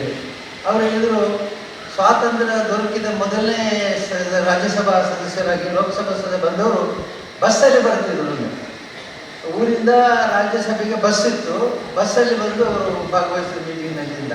ಕೆಲವರು ಸೈಕಲಲ್ಲಿ ಬರ್ತಾ ಇದ್ರು, ಕೆಲವರು ನಡ್ಕೊಂಡು ಬರ್ತಾ ಇದ್ರು ಅಂದರೆ ಕ್ವಾರ್ಟರ್ಸಿಂದ. ಕಾರ್ ಇರಲಿಲ್ಲ. ಆಮೇಲೆ ಮಾರುತಿ 800 ಕಾಮಾನು ಭಾರತದ ಕಾರ್ ಪ್ರಾರಂಭ ಆದಮೇಲೆ ಕೆಲವರು ಕಾರ್ನಲ್ಲಿ ಬರಲಿಕ್ಕೆ ಪ್ರಾರಂಭಿಸಿದ್ರು. ಇವತ್ತು ಎಲ್ಲ ದೊಡ್ಡ ದೊಡ್ಡ ಕಾರೇ ಬರುತ್ತೆ. ಅಂದರೆ 1.5 ಕೋಟಿ 2 ಕೋಟಿ ರೂಪಾಯಿ ಕಾರಲ್ಲೇ ಬರುತ್ತದೆ. ಯಾವ ಕಾರ್ ಈ ರೀತಿ ಬರ್ತಾ ಇರಲಿಲ್ಲ. ಭಾಳ ಸರಳವಾಗಿತ್ತು ಜೀವನ ಅಂತಂದು. ಅಂದರೆ ಇವತ್ತು ಯುಟಿ ಖಾದರ್ ಅವರು ಇಂತಹ ಸರಳ ವ್ಯಕ್ತಿಗಳು, ಸರಳ ಜೀವನವನ್ನು ಮಾಡಿದವರು. ಯಾವ ಕಾರಣಕ್ಕಾಗಿ ಕೂಡ ಅವರು ನಮ್ಮ ಶಾಸನ ಸಭೆ ಹೇಗಿರಬೇಕು ಅನ್ನೋ ಕಲ್ಪನೆಯಿಂದ ತರಬೇತಿಯನ್ನು ಕೊಟ್ಟು ಶಾಸಕರನ್ನು ತಯಾರು ಮಾಡಿದ್ದಾರೆ. ನಿಮ್ಮ ಅಧಿಕಾರ ಸ್ಥಾನ ಭಾಳ ಯಶಸ್ವಿಯಾದರೂ ಕೂಡ ಭಾಳ ಕಷ್ಟದ ಕೆಲಸ. ನಾನು ಮೊನ್ನೆ ರಾಜ್ಯಸಭೆಯಲ್ಲಿ ನೋಡಿದೆ, ಅಧ್ಯಕ್ಷರಿಗೆ ಇದ್ದಷ್ಟು ಹೊಣೆಗಾರಿಕೆ ಮತ್ತು ಕಂಟ್ರೋಲಿಂಗ್ ಸಿಸ್ಟಮ್ ನಿಮ್ಮ ಕಂಟ್ರೋಲಿಂಗ್ ಸಿಸ್ಟಮ್, ಸಾಮಾನ್ಯ ಕಂಟ್ರೋಲಿಂಗ್ ಇದೆ. ನಾವು ಇವರನ್ನು ಕಂಟ್ರೋಲ್ ಮಾಡೋದು ಭಾಳ ಕಷ್ಟ. ಮೊದಲು ಇವರು ಭಾಳ ಸಾತ್ವಿಕರು. ಇವರಿಲ್ಲ, ಇವರೇನಾದರೂ ಹಿಂದೆ ಮದ್ಯಪಾನ ಮಾಡ್ತೀವಿ, ಹೀಗೆ ಕೂತ್ಕೊಳ್ತೂ ಇರಲಿಲ್ಲ, ಮತ್ತು ಈಗ ನಮ್ಮ ಮಾತು ಕೇಳ್ತಾ ಇರಲಿಲ್ಲ. ಆದರೆ ಇವತ್ತು ಇವರೆಲ್ಲ ಪರಿವರ್ತನೆಯಾಗಿ ಶುದ್ಧ ಮನಸ್ಕರಾಗಿ ಶುದ್ಧ ಮತ್ತು ಇವತ್ತು ನಮ್ಮ ವೇದ ಪಾಯಸರು ಮತ್ತು ಅವರ ಶಿಷ್ಯರು ಹಾವಾಡಿಗರು ತುಂಗಿ ಉಳಿದಿದ್ರೆ ಹಾವಾಡ್ತಾ ಹಾಗೆ ಇವರೆಲ್ಲ ಆಡ್ತಾರೆ. ಅದರಷ್ಟು ಪರಿವರ್ತನೆ ಆಗಿದ್ದಾರೆ ಮತ್ತು ಪರಿಪೂರ್ಣ ಜೀವನವನ್ನು ಮಾಡ್ತಾ ಇದ್ದಾರೆ. ಇನ್ನು ಮುಂದೆ ನಮಗೆಲ್ಲ ಸಂತೋಷ ಏನು ಅಂತಂದರೆ, ಈ ಊರಿನಲ್ಲಿ ಎಲ್ಲ ಹಿಂಸೆಗಳು ಕಡಿಮೆ ಆಗುತ್ತೆ, ಜಗಳಗಳು ಕಡಿಮೆ ಆಗುತ್ತೆ ಮತ್ತು ಹಿಂಸಾಚಾರ ಕಡಿಮೆ, ಜಗಳ ಎಲ್ಲ ಕಡಿಮೆ ಆಗುತ್ತೆ. ಅಂತಹ ಕಾರ್ಯಕ್ರಮ ಇಲ್ಲಿ ಜನಜಾಗೃತಿ ವೇದಿಕೆ ಪ್ರೇರಕವಾಗಿದೆ. ನಿಮ್ಮ ಪಕ್ಕದಲ್ಲಿ ಕೂತು ರಾಜನಗೌರಿ ಅವರು ಅಂತೇಳಿ, ಇವರು ಹುಬ್ಬಳ್ಳಿಯಲ್ಲಿ ಭಾಳ ಪ್ರಸಿದ್ಧರು. ಅವರು ನಮ್ಮ ಈಗ ರಾಜ್ಯದಲ್ಲಿ ಸಂಚಾರ ಮಾಡಿ ಇವರಿಗೆಲ್ಲ ವಿಶೇಷವಾದಂಥ ಪ್ರೋತ್ಸಾಹವನ್ನು ಕೊಟ್ಟು ಮಾಡ್ತಾ ಇದ್ದಾರೆ. ಇವರಿಗೆಲ್ಲರನ್ನು ಅಭಿನಂದಿಸಿ ನಾನು ಮತ್ತೊಮ್ಮೆ ನಿಮ್ಮೆಲ್ಲರಿಗೂ ಕೂಡ ಇನ್ನೊಮ್ಮೆ ಅಭಿನಂದನೆ ಕೊಡ್ತಾ, ಹೆಣ್ಮಕ್ಳು ಎಲ್ಲರೂ ಕೂಡ ಸಂತೋಷದಲ್ಲಿ ಇದ್ದೀರಿ ಅಂತ ತಿಳ್ಕೊಂಡಿದ್ದೆ ಅಲ್ವಾ? ಸಂತೋಷದ ಕೈ ಹೀಗೆ ಮಾಡಿದ್ವಿ. ಹಾಂ, ಚೆನ್ನಾಗಿದೆ, ಎಲ್ಲರೆಲ್ಲ ಮಾಡಿದ್ದಾರೆ. ಎಲ್ಲ ಕಮಲಗಳು ಹರಿದಿದೆ. ಹಾಗಾಗಿ ಸಂತೋಷವಾಗಿದ್ದೀರಿ ಅಂತ ಲೆಕ್ಕ. ನಿಮ್ಮ ಮುಂದಿನ ಜೀವನದಲ್ಲಿ ನೆಮ್ಮದಿ, ಸಂತೋಷ ಮತ್ತು ಸುಖ ಸಿಗುವಂತಾಗಲಿ ಅಂತ ಹೇಳ್ತಾ, ನಾನು ಇದಕ್ಕೆ ಆದರೂ ಬಂದರೆ 2 ಮಾತು ಹೆಚ್ಚು ಮಾತಾಡ್ತೇನೆ. ನಮ್ಮ ಒಂದು ಶಿಬಿರಕ್ಕೆ ಬಂದವರು ಅವರು ಹೇಳ್ತಿದ್ರು, ಮೊದಲು ಗಂಡ ಮನೆಗೆ ಬರಬೇಕಾಗಿದ್ದರೆ ಸಂಜೆ ಹೊತ್ತು 7 ಗಂಟೆಗೆ ಅವ್ರು ಮನೆಗೆ ಬರ್ತಿದ್ದಂತೆ. ಮನೆಗೆ ಬರುವಾಗ ಮಕ್ಕಳು, ಹೆಣ್ಮಗಳು 2 ಮಕ್ಕಳನ್ನು ಕರ್ಕೊಂಡು ಪಕ್ಕದ ಹಿಂದೆ ಕಾಡಿಗೆ ಹೋಗ್ತಿದ್ದಂತೆ, ಮನೆ ಹಿಂಭಾಗದಲ್ಲಿದ್ದಂಥ ಕಾಡಿಗೆ. ಅಲ್ಲಿ ಹೋದಾಗ ಅಲ್ಲಿ ಕೆಲವೊಂದು ಸಲ ಶಬ್ದಗಳಾಗ್ತೈತೆ, ಕೋತಿ ಮತ್ತು ರಾತ್ರಿ ಕೆಲವು ಪ್ರಾಣಿಗಳ ಶಬ್ದಗಳೆಲ್ಲ ಆಗ್ತಾಯಿದೆ. ಆ ಶಬ್ದ ಆದರೂ ಪರವಾಗಿಲ್ಲ, ಹುಲಿ ಕರೆದ್ರೂ ಪರವಾಗಿಲ್ಲ, ಆದರೆ ಈ ಹುಲಿ ಬೇಡ ಅಂತ ಹೇಳಿ ಅವರು ಕಾಡಿಗೆ ಹೋಗಿ ಕೊಡ್ತಿದ್ರು ನನಗೆ. ಮಧ್ಯವರ್ಜನ ಆದಮೇಲೆ ಇವಾಗ ದಿವಸ ಮಕ್ಕಳು ಅಪ್ಪ ಬರೋದನ್ನು ಕಾಯ್ತಾ ಇದ್ದಾರೆ ಅಂತ. ಯಾಕಂದರೆ ಅಪ್ಪ ಬರುವಾಗ ಬಿಸ್ಕೆಟ್ ತರ್ತಾರೆ, ತಿಂಡಿ ಚಾಕ್ಲೇಟ್ ತರ್ತಾರೆ, ತಿಂಡಿ ತರ್ತಾರೆ, ಮಕ್ಕಳು ಮನೆಯಲ್ಲಿ ಕಾಯ್ತಾ ಇದ್ದಾರೆ ಅಂತ. ಮೊದಲು ಊಟ ಮಾಡುವಾಗ ಬಂದ ತಕ್ಷಣ ಈ ಹೆಂಡತಿ ಎಲ್ಲ ಪಾತ್ರೆಯಲ್ಲಿ ಇಟ್ಟು ಬಿಟ್ಟಿದ್ದಂತ. ಇವನು ಕುಂಭಕರ್ಣ ಊಟ ಮಾಡಿ ಮಲಗಿದ ಮೇಲೆ ಅವ್ರು ಮೆತ್ತಗೆ ಬಂದು ಊಟ ಮಾಡ್ತೀವಿ. ಈಗ ಆಗಲ್ಲ, ನಾವು ಅಪ್ಪನ ಜೊತೆಗೆ ಊಟ ಮಾಡ್ತೇವೆ ಅಂತ ಮಕ್ಕಳು ಹೇಳ್ತೀವಿ, ಮಕ್ಕಳು ಊಟ ಮಾಡ್ತೇವೆ ಅಂತ. ಆಮೇಲೆ ಹೆಂಡತಿ ಗುಟ್ಟಾಗಿ ಹೇಳಿದ್ದು ಏನು ಅಂತಂದರೆ, ಮಲ್ಲಿಗೆಯನ್ನು ತರ್ತಾರೆ, ಮಲ್ಲಿಗೆ ಮಾಲೆಯನ್ನು ತರ್ತಾರೆ ಅಂತ ಪ್ರೀತಿ ಅವರು ಹುಟ್ಟಿದೆ ಅಂತೇಳಿ. ಈಗ ಎಷ್ಟೋ ಮಧ್ಯವರ್ತಿಸಿದವರು ಆರ್ಥಿಕವಾಗಿ ಸಬಲರಾಗಿದ್ದಾರೆ. ಕೆಲವರು ಶಿಕ್ಷಣ ಕೊಟ್ಟು, ಮಕ್ಕಳಿಗೆ ಶಿಕ್ಷಣ ಕೊಟ್ಟು ಕೆಲವರು ಒಳ್ಳೊಳ್ಳೆ ಸ್ಥಾನಮಾನಗಳಿಗೆ ಹೋಗ್ತಾರೆ. ನೀವು ಕೂಡ ಹಾಗೆ ನಿಮ್ಮ ಸಂಪತ್ತನ್ನು ಅನಿವಾರ್ಯವಾಗಿ ಅನವಯವಾಗ್ತಕ್ಕಂಥ ಹಣವನ್ನೆಲ್ಲ ಉಳಿಸಿ ಮಕ್ಕಳಿಗೆ ಒಳ್ಳೆಯ ಭವಿಷ್ಯವನ್ನು ರೂಪಿಸಿ ಎಲ್ಲರಿಗೂ ಶುಭ ಆಗಲಿ ಅಂತ ಹಾರೈಸ್ತಾ ಮತ್ತೊಮ್ಮೆ ವಿವೇಕಾನಂದರವರು ಬಂದು ಈ ಕಾರ್ಯಕ್ರಮದಲ್ಲಿ ಭಾಗವಹಿಸಲಿಕ್ಕೆ ಅವರಿಗೆ ಅಭಿನಂದನೆ ಸಲ್ಲಿಸುತ್ತಾ ನಮ್ಮ ಕೊಳಪುರದಿಯವರು ಮತ್ತು ಎಲ್ಲ ಜನಜಾಗೃತಿ ವೇದಿಕೆಯ ಬೇರೆ ಬೇರೆ ತಾಲೂಕಿನ ಅಧ್ಯಕ್ಷರಿಗೆ ಬಂದಿದ್ದೀವಿ. ನಿಮ್ಮ ಅಮೂಲ್ಯವಾದ ಸಮಯ ಇಲ್ಲಿ ಕೊಟ್ಟಿದ್ದೀವಿ. ನಿಮಗೆಲ್ಲರೂ ಕೂಡ ಅಭಿನಂದನೆ ಸಲ್ಲಿಸ್ತಾ ನಿಮ್ಮ ಮಾರ್ಗದರ್ಶನದಲ್ಲಿ ನಿಮ್ಮ ನೇತೃತ್ವದಲ್ಲಿ ಅನೇಕ ಜನ ಮಧ್ಯಮುಕ್ತರಾಗುವಂತಾಗಲಿ, ಅದಕ್ಕೆ ನಿಮಗೆ ಆ ಪುಣ್ಯದಲ್ಲಿ ಎಲ್ಲ ಭಾಗ್ಯ ಸಿಗುವಂತಾಗಲಿ ನಿಮ್ಮೆಲ್ಲರಿಗೂ ಅಭಿನಂದನೆ ಸಲ್ಲಿಸ್ತಾ ಸ್ವಾಮಿ ಆಶೀರ್ವಾದ ಮೇಲೆ ಕೊಡಿ. ಈ ವ್ಯಸನಮುಕ್ತ ಸಾಧಕರ ಸಮಾವೇಶ ಈ ಕಾರ್ಯಕ್ರಮದ ಬಗ್ಗೆ ನಮ್ಮ ಈ ಕಾರ್ಯಕ್ರಮವನ್ನು ಉದ್ಘಾಟನೆ ಮಾಡಲಿಕ್ಕಿರುವಂತಹ ಕರ್ನಾಟಕ ರಾಜ್ಯದ ವಿಧಾನಸಭೆಯ ಸಭಾಪತಿಗಳಾಗಿರುವಂತಹ ಮಾನ್ಯ ಶ್ರೀ UT ಖಾದರ್ ಅವರಿಗೆ ನಮ್ಮ ಜನಜಾಗೃತಿ ವೇದಿಕೆಯ ಪರಿಚಯ ಹೇಳಬೇಕಾಗಿಲ್ಲ. ಕಾರಣ ಉಳ್ಳಾಲದಲ್ಲಿ ಅವರ ತಂದೆಯವರು ಶಾಸಕರಾಗಿದ್ದಾಗ ನಮ್ಮ ಮಧ್ಯವರ್ಜನ ಶಿಬಿರ ಉಳ್ಳಾಲದಲ್ಲಿ ನಡೀತಾ ಇತ್ತು. ಆಗ ಅವರು ನಮ್ಮ ಉಳ್ಳಾಲದ ಮಧ್ಯವರ್ಜನ ಶಿಬಿರ ಸಮಿತಿಯ ಅಧ್ಯಕ್ಷರಾಗಿದ್ದರು ಎಂಬುದನ್ನು ನಾನೀಗ ನೆನಪಿಸಲಿಕ್ಕೆ ನಾನು ಇಷ್ಟಪಡ್ತೇನೆ. ಇವತ್ತು ಉಳ್ಳಾಲ ಶಿಬಿರ ವ್ಯವಸ್ಥಾಪನಾ ಸಮಿತಿಯ ಅಧ್ಯಕ್ಷರಾಗಿ ಸೇವೆಗೈದು ಪ್ರಸ್ತುತ ಕರ್ನಾಟಕ ರಾಜ್ಯದ ವಿಧಾನಸಭೆಯ ಅಧ್ಯಕ್ಷರಾಗುವವರೆಗೆ ಅವರು ಇವತ್ತು ಮುಂದುವರೆದಿದ್ದಾರೆ ಅಂತ ಹೇಳಿದರೆ ಅವರ ಸಾಧನೆ ಮತ್ತು ಅವರ ಸಾಧನೆಯ ಪಥ ಎಷ್ಟು ಕಠಿಣವಾದದ್ದು ಮತ್ತು ಎಷ್ಟು ವಿಶೇಷವಾಗಿ ಅವರು ಆ ಪ್ರಯತ್ನವನ್ನು ಮಾಡಿದ್ದಾರೆ ಎಂಬುದನ್ನು ನಾವು ಈಗ ನೆನಪಿಸಿಕೊಳ್ಬೇಕಾಗುತ್ತದೆ. ಉದ್ದೀಪನ ಕಾರ್ಯಕ್ರಮ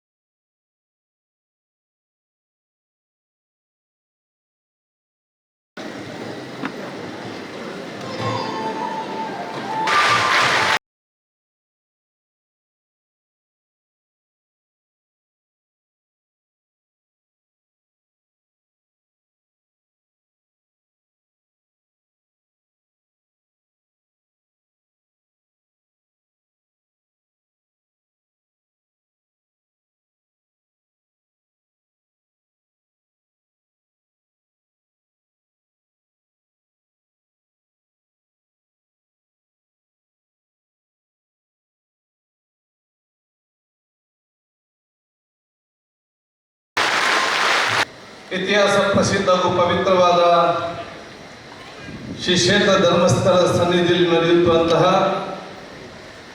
ಅಖಿಲ ಕರ್ನಾಟಕ ಜನಜಾಗೃತಿ ವೇದಿಕೆ ಶ್ರೀ ಕ್ಷೇತ್ರ ಧರ್ಮಸ್ಥಳ ಗ್ರಾಮೀಣ ಅಭಿವೃದ್ಧಿ ಯೋಜನೆ ಧರ್ಮಸ್ಥಳ ಇದರ ನೇತೃತ್ವದಲ್ಲಿ ರಾಜ್ಯಾದ್ಯಂತ ನಡೆಸಲಾದ ಮಧ್ಯವರ್ಜನ ಶಿಬಿರಗಳಲ್ಲಿ ಭಾಗವಹಿಸಿ ಸಂತೃಪ್ತ ಜೀವನ ನಡೆಸುತ್ತಿರುವ ವ್ಯಸನ ಮುಕ್ತ ಸಾಧಕ ಸಮಾವೇಶದ ಈ ಒಂದು ಅರ್ಥಪೂರ್ಣ ಮತ್ತು ಐತಿಹಾಸಿಕ ಸಮಾವೇಶದ ಸಭಾ ಕಾರ್ಯಕ್ರಮದ ಎಲ್ಲ ನೇತೃತ್ವವನ್ನು ಅಧ್ಯಕ್ಷತೆಯನ್ನು ವಹಿಸಿಕೊಂಡು ಸಾಮಾಜಿಕ, ಶೈಕ್ಷಣಿಕ, ಧಾರ್ಮಿಕ, ಆರೋಗ್ಯ ಮತ್ತು ಸಾಂಸ್ಕೃತಿಕ ಕ್ಷೇತ್ರದಲ್ಲಿ ಭಾರತ ದೇಶಕ್ಕೆ ಮಾತ್ರ ವಿಶ್ವಕ್ಕೆ ಕೊಡುಗೆಯಿತ್ತು ಆ ನೇತೃತ್ವ ವಹಿಸಿದಂತಹ ಪರಮ ಪೂಜ್ಯದ ಕವಂದರಾಗಿರುವಂತಹ ಡಾಕ್ಟರ್ ಡಿ ವೀರೇಂದ್ರ ಹೆಗ್ಗಡೆಯವರ ಆಶೀರ್ವಾದ ಅವರನ್ನು ನಾನು ಬೇಡಿಕೊಂಡು ವೇದಿಕೆ ಮೇಲೆ ಉಪಸ್ಥಿತವಂತಹ ಗೌರವವಾದಂಥ ಎಲ್ಲ ಅತಿ ಗಣ್ಯ ಅತಿಥಿಗಳೇ, ನನ್ನ ಮುಂದಿರುವ ಗುರು ಹಿರಿಯರೇ, ಸಹೋದರರೇ, ಆತ್ಮೀಯ ಮಿತ್ರರೇ, ಈ ಒಂದು ಕಾರ್ಯಕ್ರಮ ಮತ್ತು ಮಧ್ಯ ವಿಸರ್ಜನ ಶಿಬಿರಕ್ಕೆ ನಮ್ಮ ನೇತೃತ್ವ ವಹಿಸಿದಂಥ ಎಲ್ಲ ನಮ್ಮ ಕಾರ್ಯಕರ್ತ ಮತ್ತು ಶಿಬಿರದ ಅಧಿಕಾರಿ ಮತ್ತು ಇನ್ನಿತ ಸಿಬ್ಬಂದಿ ವರ್ಗದವರೇ, ಇಲ್ಲಿ ಬಂದಿರುವ ಎಲ್ಲ ನಮ್ಮ ಸಹೋದರರೇ, ಬಹುಶಃ ಇವತ್ತು ಶ್ರೀ ಕ್ಷೇತ್ರ ಧರ್ಮಸ್ಥಳ ಹಾಗೂ ಅಖಿಲ ಕರ್ನಾಟಕ ಜನಜಾಗೃತಿ ವೇದಿಕೆ ಹಮ್ಮಿಕೊಂಡಂತಹ ಮಧ್ಯವರ್ಜನ ಶಿಬಿರದಲ್ಲಿ ಭಾಗವಹಿಸಿ ಬಹುಶಃ ಹೊಸ ಜೀವನಕ್ಕೆ ಕಾಲಿಟ್ಟಂತ ಪ್ರತಿಯೊಬ್ಬರನ್ನ ಸೋದರ ಮತ್ತು ಕುಟುಂಬಸ್ಥರೇ ಹಾಗೂ ಮಾಧ್ಯಮದ ಮಿತ್ರರೇ, ಪ್ರಥಮವಾಗಿ ಪರಮ ಪೂಜ್ಯ ಕಾವಂದರ ವೇದಿಕೆ ಮೇಲೆ ಇರುವಂಥ ಎಲ್ಲ ಹಿರಿಯ ಗಣ್ಯ ವ್ಯಕ್ತಿಗಳ ನನ್ನ ಮುಂದೆ ಇರುವ ನಿಮ್ಮೆಲ್ಲರ ಕ್ಷಮೆ ನಾನು ಯಾಚಿಸಲಿಕ್ಕೆ ಬಯಸ್ತೇನೆ. 11 ಗಂಟೆಗೆ ನಾನು ಬರಬೇಕಿತ್ತು, ಕೆಲವೊಂದು ಕಾರ್ಯ ಬರುವಾಗ ತರವಾದಕ್ಕೆ ವಿಷಯ ನಿಮ್ಮೆಲ್ಲರ ಕ್ಷಮೆ ನಾನು ಯಾಚಿಸಿಕೊಂಡು ನೀವುಗೆಲ್ಲ ಹೇಳ್ಬೋದು, ಇದು ರಾಜ್ಯಕ್ಕೆ ಅದರ ಅಭ್ಯಾಸ ಆಗಿಬಿಟ್ಟಿದೆ, ಲೇಟಾಗಿ ಬರೋದು ಮತ್ತೆ ಕ್ಷಮೆಯನ್ನು ಕೇಳುದಂತೇಳಿ. ನಾನೀಗ ಯಾಕೆ ನಿಮ್ಮನ್ನು ಕೇಳಿದೆ ಅಂತ ಹೇಳಿದ್ರೆ, ಇನ್ನು ಮುಂದಕ್ಕೆ ಹೋಗುವಾಗ ಕೂಡ ಕರೆಕ್ಟಾದ ಟೈಮ್ ಮುಟ್ಟಿಸ್ಲಿಕ್ಕೆ ದೇವರನ್ನು ಮುಟ್ಟಿಸ್ಲಿ ಅಂತ ಒಂದು ಬುದ್ಧಿ ಕೊಡಲಿ ಅಂತ ಹೇಳಿ ಹೇಳಲಿಕ್ಕೆ ಬಯಸುವುದು. ನನಗೆ ಅತ್ಯಂತ ಸಂತೋಷವಾಗ್ತದೆ ಇವತ್ತಿನ ಈ ಕಾರ್ಯಕ್ರಮದಲ್ಲಿ ಭಾಗವಹಿಸಲಿಕ್ಕೆ. ಇವತ್ತಿನ ಕಾರ್ಯಕ್ರಮದಲ್ಲಿ ನನಗೆ ಬೇರೆ ಬೇರೆ ಆ ನಿಗದಿತ ಕಾರ್ಯಕ್ರಮದಲ್ಲೂ ಕೂಡ ವಿವೇಕ್ ಪಾಯ್ಸ್ ಮತ್ತೆಲ್ಲ ತಂಡದವರು ಬಂದು ಶ್ರೀಕ್ಷೇತ್ರ ಧರ್ಮಸ್ಥಳದಲ್ಲಿ ಬಹುಶಃ ಇವತ್ತು ನಾವು ಅಖಿಲ ಜನಜಾಗೃತಿ ವೇದಿಕೆ ಮುಖಾಂತರ ಯಾರೆಲ್ಲ ಇವತ್ತು ಹೊಸತಾದ ಜೀವನ ಮತ್ತು ದಿಕ್ಕನ್ನು ಆ ದುಶ್ಚಟ ಬಿಟ್ಟು ಸರಿಯಾದ ದಾರಿಗೆ ಬಂದು ಜೀವನ ಮಾಡ್ತಿದ್ದಾರೆ, ಆ ಸಹೋದರ ಮತ್ತು ಕುಟುಂಬಸ್ಥರ ಒಂದು ಸೌಹಾರ್ದದ ಕಾರ್ಯ ಹಮ್ಮಿಕೊಂಡು ಅಂತ ಹೇಳಿದಾಗ ಖಂಡಿತವಾಗಿ ಬರ್ತಂತ ಹೇಳಿದೆ. ಯಾಕಂತ ಹೇಳಿದ್ರೆ ನಾನು ಕೂಡ ಇವತ್ತು ಸಮಾಜದಲ್ಲಿ ಅತ್ಯಂತ ಸತ್ವಜಾಗಿ ಸಮಾಜ ಎಲ್ಲ ವರ್ಗದ ಜೊತೆ ಸೇರಿಕೊಂಡು ಈ ರೀತಿಯ ಸಾಮಾಜಿಕ ಚಿಂತನೆ ಕೆಲಸ ಮಾಡಲಿಕ್ಕೆ ನನ್ನ ವ್ಯಕ್ತಿತ್ವದಲ್ಲಿ ಕೂಡ ಜನ್ಜೀವನ್ ಟ್ರಸ್ಟ್ ಮತ್ತು ತಮ್ಮ ಮಧ್ಯವರ್ತಿ ಶಿಬಿರ ಕೂಡ ಅದೊಂದು ಕಾರಣ ಅಂತ ಹೇಳಲಿಕ್ಕೆ ನಾನು ಇವತ್ತು ಬಯಸ್ಕೊಂಡು, ನನ್ನ ತಂದೆ ಶಾಸಕರಾಗಿದ್ದಾಗ ನಾನು ಬಹುಶಃ ವಿದ್ಯಾರ್ಥಿ ನಾಯಕನಾಗಿ ಸಂದರ್ಭದಲ್ಲಿ ಕೂಡ ನಮ್ಮ ಜನ್ಜೀವನ್ ಟ್ರಸ್ಟ್ನಲ್ಲಿ ಮತ್ತು ತಾಲೂಕು ಮಟ್ಟದ ಈ ಒಂದು ಶಿಬಿರಗಳಲ್ಲಿ ಆ ಸಕ್ರಿಯವಾಗಿ ಭಾಗವಹಿಸಿಕೊಂಡು ನಿಮ್ಮೆಲ್ಲ ಸಾಮಾಜಿಕವಾದ ಚಿಂತನೆ ತನ್ನನ್ನು ನಾನು ತೊಡಗಿಕೊಂಡು ಎಲ್ಲ ಕಾರ್ಯಕ್ರಮದಲ್ಲಿ ಭಾಗವಹಿಸಿ ಬಹುಶಃ ಆ ಒಂದು ಅನುಭವ ಇವತ್ತು ನಮ್ಮ ಜನರಿಗೆ ಸೇವೆ ಮಾಡುವಾಗ ನಮಗೆ ದೊಡ್ಡ ಮಟ್ಟದ ಶಕ್ತಿಯಾಗಿ ಪರಿಣತ ಆಗಿದೆ ಅಂತ ಹೇಳಲಿಕ್ಕೆ ನಾನು ಇವತ್ತು ಬಯಸುವಂಥದ್ದು.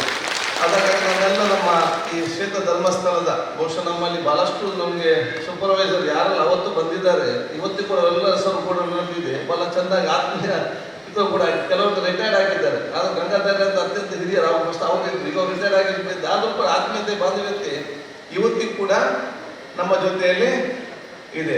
ಆದ ಕಾರಣ ಬಹುಶಃ ಇವತ್ತು ಶ್ರೀಕ್ಷೇತ್ರ ಧರ್ಮಸ್ಥಳದ ಕಾರ್ಯಕ್ರಮಗಳು ಧಾರ್ಮಿಕ, ಸಾಮಾಜಿಕ, ಶೈಕ್ಷಣಿಕ ಎಲ್ಲ ಕಾರ್ಯಕ್ರಮ ಕೂಡ ಇದು ಸಮಾಜಕ್ಕೆ ಮತ್ತು ದೇಶಕ್ಕೆ ದೊಡ್ಡ ಮಟ್ಟದ ಕೊಡುಗೆ ಮತ್ತು ಪರಿವರ್ತನೆಯಾಗಿ ಬಂದಿದೆ ಅಂತ ಹೇಳಲಿಕ್ಕೆ ನಾನು ಬಯಸ್ತೇನೆ. ಅದನ್ನು ಇಲ್ಲಂದ್ರೆ ಯಾರು ಹೇಳಲಿಕ್ಕೆ ಇವತ್ತು ಸಾಧ್ಯವೇ ಇಲ್ಲ. ಹಲವಾರು ಕಾರ್ಯಕ್ರಮಗಳು, ಹಲವಾರು ಯೋಜನೆಗಳು ಈ ಅದರ ನಂತರ ಬಂದಿರ್ಬೋದು. ಆ ಒಂದು ಕಾಲಘಟ್ಟದಲ್ಲಿ ಆಲೋಚನೆ ಮಾಡಿ ಈ ರೀತಿ ತರಬೇಕೆಂಬ ಆಲೋಚನೆ ಮಾಡಿ ಬದಲಿಸುವ ನಮ್ಮ ಕೌಶಲ್ಯ ಅಭಿವೃದ್ಧಿ ಕೇಂದ್ರಗಳಿರಲಿ, ಬೇರೆ ಬೇರೆ ಈ ರೀತಿಯ ಕಾರ್ಯಕ್ರಮಗಳಿರಲಿ, ಬಹುಶಃ ಇದೆಲ್ಲವೂ ಕೂಡ ಸಮಾಜ ಮತ್ತು ದೇಶಕ್ಕೆ ಸಿಕ್ಕೊಂಡು ಅತ್ಯಂತ ದೊಡ್ಡ ಇವತ್ತು ಕೊಡುಗೆಯಾಗಿ ಪರಿವರ್ತನೆ ಆಗಿದೆ. ಇವತ್ತು ಬಹುಶಃ ನಾವು ದೇಶ ಬಲಿಷ್ಠವಾಗಬೇಕಾದ್ರೆ ದೇಶದ ಜನರು ಇವತ್ತು ಬಲಿಷ್ಠ ಆದರೆ ಮಾತ್ರ ದೇಶ ಬಲಿಷ್ಠವಾಗಲಿಕ್ಕೆ ಸಾಧ್ಯವಾಗ್ತದೆ. ಆ ಕೆಲಸವನ್ನು ಇವತ್ತು ಪರಮ ಪೂಜ್ಯ ಕಾವಂದವರು ನಿಮ್ಮೆಲ್ಲರ ಮುಖಾಂತರ ಮಾಡ್ತಾ ಇದ್ದಾರೆ ಅಂತ ಹೇಳಲಿಕ್ಕೆ ನಾನು ಇವತ್ತು ಬಯಸ್ತೇನೆ. ಅದಕ್ಕೆ ನಾನು ಯಾವಾಗಲೂ ಮಾತು ಹೇಳ್ತಾ ಇರ್ತೇನೆ, ದೇಶ ಬಲಿಷ್ಠವಾಗಬೇಕಂತೇಳಿ ಪ್ರತಿಯೊಬ್ಬರ ಕನಸು. ದೇಶ ಬಲಿಷ್ಠವಾಗಬೇಕಾದ್ರೆ ನಾವು ಶಾಸಕರು ಮತ್ತು ಮಂತ್ರಿಗಳು ವಿಧಾನಸಭೆಯಲ್ಲಿ ಕೂತ್ಕೊಂಡು ಬಲಿಷ್ಠ ಇದ್ರೆ ಈ ದೇಶ ಬಲಿಷ್ಠವಾಗಲಿಕ್ಕೆ ಸಾಧ್ಯ ಇಲ್ಲ. ಪಾರ್ಲಿಮೆಂಟಲ್ಲಿ ಕೂತ್ಕೊಳ್ಳೋ ಸಂಸದರ ಅಥವಾ ಪಾರ್ಲಿಮೆಂಟಲ್ಲಿ ಕೂತ್ಕೊಳ್ಳುವಂಥ ಮಂತ್ರಿಗಳು ಬಲಿಷ್ಠ ಆದರೂ ಕೂಡ ಭಾರತ ದೇಶ ಬಲಿಷ್ಠವಾಗಲಿಕ್ಕೆ ಸಾಧ್ಯ ಇಲ್ಲ. AC ರೂಮಲ್ಲಿ ಕೂತ್ಕೊಳ್ಳುವಂಥ IAS ಅಧಿಕಾರಿಗಳ ಅಥವಾ AC ರೂಮಲ್ಲಿ ಕೂತ್ಕೊಳ್ಳುವಂಥ ವ್ಯಾಪಾರಸ್ಥರು ಬಲಿಷ್ಠ ಆದರೂ ಕೂಡ ಭಾರತ ದೇಶ ಬಲಿಷ್ಠವಾಗಲಿಕ್ಕೆ ಸಾಧ್ಯವಿಲ್ಲ. ಭಾರತ ದೇಶ ಬಲಿಷ್ಠವಾಗಬೇಕಾದ್ರೆ ಭಾರತದ ಗ್ರಾಮೀಣ ಮಟ್ಟದ ಪ್ರತಿಯೊಂದು ಮನೆಯಲ್ಲಿ ಕೂಡ ಅತ್ಯಂತ ಸ್ವಾವಲಂಬನೆಯಿಂದಾಗಿ ಅತ್ಯಂತ ಅದೆಲ್ಲ ದುಶ್ಚಟದ ದೂರ ಮಾಡಿ ಅವರ ಮಕ್ಕಳಿಗೆ ಉತ್ತಮವಾದ ಶಿಕ್ಷಣ ಕೊಟ್ಟು ಶುಚಿಕ್ತರಾಗಿ ಮಾಡಿದಾಗ ಮಾತ್ರ ಈ ದೇಶ ಬಲಿಷ್ಠವಾಗಲಿಕ್ಕೆ ಸಾಧ್ಯ ಆಗ್ತದೆ. ಆ ರೀತಿಯ ಕೆಲಸವನ್ನು ಶ್ರೀಕ್ಷೇತ್ರ ಧರ್ಮಸ್ಥಳ ಗ್ರಾಮೀಣ ಯೋಜನೆ ಇಲ್ಲಿ ಅದರಲ್ಲಿರುವಂಥ ಎಲ್ಲ ಸಂಘ ಸಂಸ್ಥೆಗಳು ಮಾಡ್ತಾ ಇದ್ದಾರೆ. ಅದಕ್ಕೆ ಸಮಸ್ತ ರಾಜ್ಯ ಜನತೆ ಪರವಾಗಿ ಪರಮ ಪೂಜ್ಯ ಕಾವಂದರಿಗೆ ಮತ್ತು ಶ್ರೀಕ್ಷೇತ್ರ ಧರ್ಮಸ್ಥಳದ ಸರ್ವರಿಗೂ ಕೂಡ ಅದರ ಸಿಬ್ಬಂದಿಗಳೆಲ್ಲರಿಗೂ ನಾನು ಹೃತ್ಪೂರ್ವಕವಾದ ನಾನು ಇವತ್ತು ಸಲ್ಲಿಸಲಿಕ್ಕೆ ನಾನು ಇವತ್ತು ಬಯಸ್ತೇನೆ. ಅದರ ಜೊತೆಯಲ್ಲಿ ಬಹುಶಃ ತಾವೆಲ್ಲರೂ ಕೂಡ ಇವತ್ತು ಏನೊಂದು ಅವಕಾಶವನ್ನು ವ್ಯಸನ ಮುಕ್ತವಾಗಿ ಇರಲು ಏನೊಂದು ಅವಕಾಶವನ್ನು ಸಂಸ್ಥೆಯವರು ಕೊಟ್ಟಿದ್ದಾರೆ, ಅದರ ಸದುಪಯೋಗವನ್ನು ತನ್ನ ಕುಟುಂಬಸ್ಥರು ಇದು ಉಪಯೋಗ ಮಾಡಿಕೊಂಡು ನಿಮ್ಮನ್ನು ಇವತ್ತು ಎಲ್ಲ ಸೋದರನ್ನು ಸಮಾಜಕ್ಕೆ ಇವತ್ತು ಹೊಸ ಶಕ್ತಿಯಾಗಿ ಕೊಡುವಂಥ ಕೆಲಸ ಇವತ್ತಾಗಿದೆ. ಯಾರೆಲ್ಲ ಬಹುಶಃ ತಾವು ಇವತ್ತು ವ್ಯಸನ ಮುಕ್ತರಾಗಿ ತಾವು ಇವತ್ತು ಸೋದರ ಮುಂದೆ ಬಂದಿದ್ದೀರಾ, ನೀವೆಲ್ಲರೂ ಕೂಡ ನಮ್ಮ ಈ ದೇಶದ ದೊಡ್ಡ ಮತ್ತು ಆಸ್ತಿ ಸಂಪತ್ತು ಅಂತ ಹೇಳಲಿಕ್ಕೆ ನಾನು ಇವತ್ತು ಬಯಸ್ತೇನೆ. ನಿಮ್ಮನ್ನು ದೂರವಿಟ್ಟು ನಮ್ಮ ಸಮಾಜ ಉತ್ತಮ ಹೋಗಲಿಕ್ಕೆ ಸಾಧ್ಯವಾಗ್ತದೆ ಹೇಳಲಿಕ್ಕೆ ಸಾಧ್ಯ ಇಲ್ಲ. ನಮ್ಮ ಎಲ್ಲರನ್ನು ಕರೆಸಿಕೊಂಡು ನಿಮ್ಮನ್ನು ಸರಿಪಡಿಸಿಕೊಂಡು ನಿಮ್ಮನ್ನು ಉತ್ತಮವಾಗಿ ಮುಂದೆ ತೆಕ್ಕೊಂಡು ಸಮಾಜಕ್ಕೆ ಕೊಟ್ಟಾಗ ಮಾತ್ರ ಬಹುಶಃ ನಾವೆಲ್ಲರೂ ಕೂಡ ಸಂತೋಷದಿರಲಿಕ್ಕೆ ನಮಗೆ ಇವತ್ತು ಸಾಧ್ಯ ಆಗುವಂಥ ವಿಚಾರ ಕೂಡ ಇವತ್ತು ಆಗ್ತದೆ. ಆದ ಕಾರಣ ಈ ಒಂದು ಸದುಪಯೋಗವನ್ನು ಪಡೆದುಕೊಂಡು ತಾವೆಲ್ಲರೂ ಕೂಡ ವ್ಯಸನ ಮುಕ್ತರ ಇವತ್ತು ಆಗಿದ್ದೀರಿ. ಮುಂದಿನ ದಿನಗಳಲ್ಲಿ ಹೊಸತಾದ ಜೀವನವನ್ನು ಬಹುಶಃ ಕಳೆದ 100 ದಿವಸಗಳಿಂದ ಬಹುಶಃ ಇವತ್ತು ಆ ಒಂದು ವಿಚಾರ ಹಮ್ಮಿಕೊಂಡು ಹಂತವಾಗಿ ತಮ್ಮ ಜೀವನ ತಾವು ನಡೆಸಿಕೊಂಡು ಬಂದಿದ್ದೀರಿ.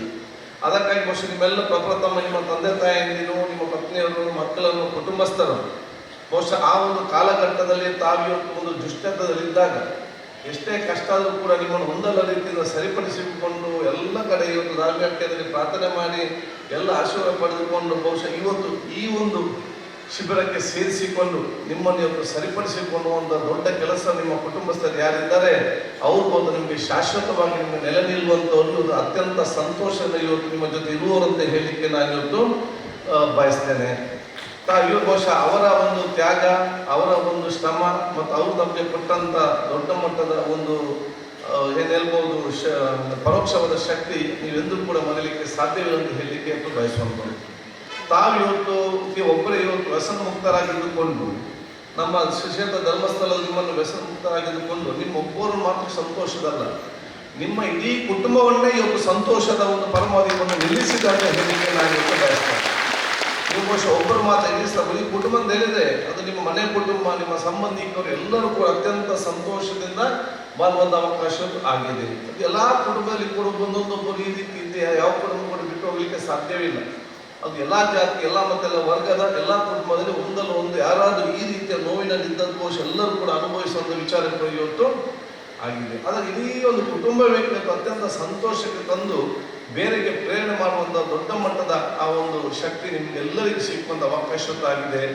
ನೀವು ಬಹುಶಃ ಅತ್ಯುತ್ತಮವಾಗಿ ತಿಳ್ಕೊಂಡು ದೃಢ ತೀರ್ಮಾನ ಮಾಡಿಕೊಂಡು ಪ್ರತಿಯೊಂದು ದಿವಸ ಕೂಡ ನೀವು ಅತ್ಯಂತ ಶ್ರಮ ಪಟ್ಟುಕೊಂಡು ನೀವು ಮತ್ತು ನಿಮ್ಮ ಕುಟುಂಬ ಒಂದು ಸಂತೃಪ್ತಿ ಮತ್ತು ಸಂತೋಷದ ಜೀವನ, ನಿಮ್ಮ ಮಕ್ಕಳಿಗೆ ಅತ್ಯುತ್ತಮವಾದ ಶಿಕ್ಷಣ ಕೊಟ್ಟು ಬಹುಶಃ ಇವತ್ತು ಯಾವ ರೀತಿಯಲ್ಲಿ ನಾವು ಈ ವೇದಿಕೆಯಲ್ಲಿ ಮಾತಾಡಿದ್ದೇವೆ, ನಮ್ಮನ್ನು ನೋಡಿ ನೀವು ಸನ್ಮಾನ ಮಾಡಿ ಆನಂದಪಡಿಸೋದು ಮಾತ್ರ ಅಲ್ಲ, ನಿಮ್ಮ ಮಕ್ಕಳನ್ನು ಕೂಡ ಈ ಸ್ಥಾನಕ್ಕೆ ನಿಲ್ಲಿಸಲಿಕ್ಕೆ ನಾವೆಲ್ಲ ಪ್ರಯತ್ನ ಪಡಬೇಕು, ನೀವು ಕನಸನ್ನು ಕಾಣಬೇಕು.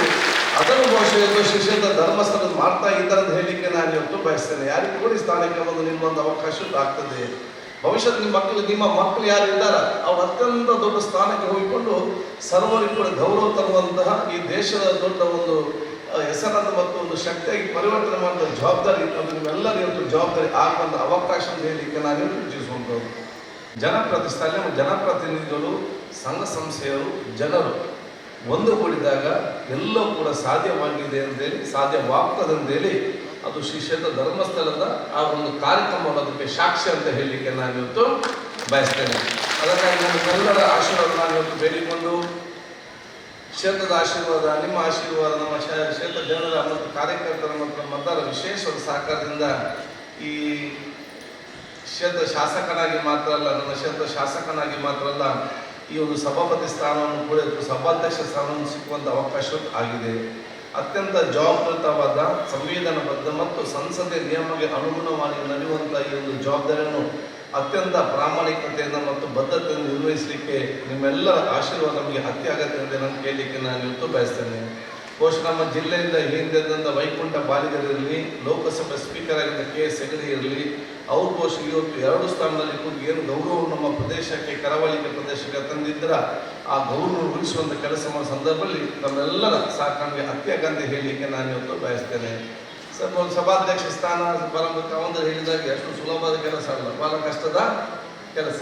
ನಾನು ಯಾವಾಗಲೂ ಹೇಳ್ತಾ ಇದ್ದೇನೆ, ನಾನು ಸಭಾಧ್ಯಕ್ಷನಾಗಿ ನಾನು ಪ್ರತಿಪಕ್ಷದ ಮಿತ್ರ.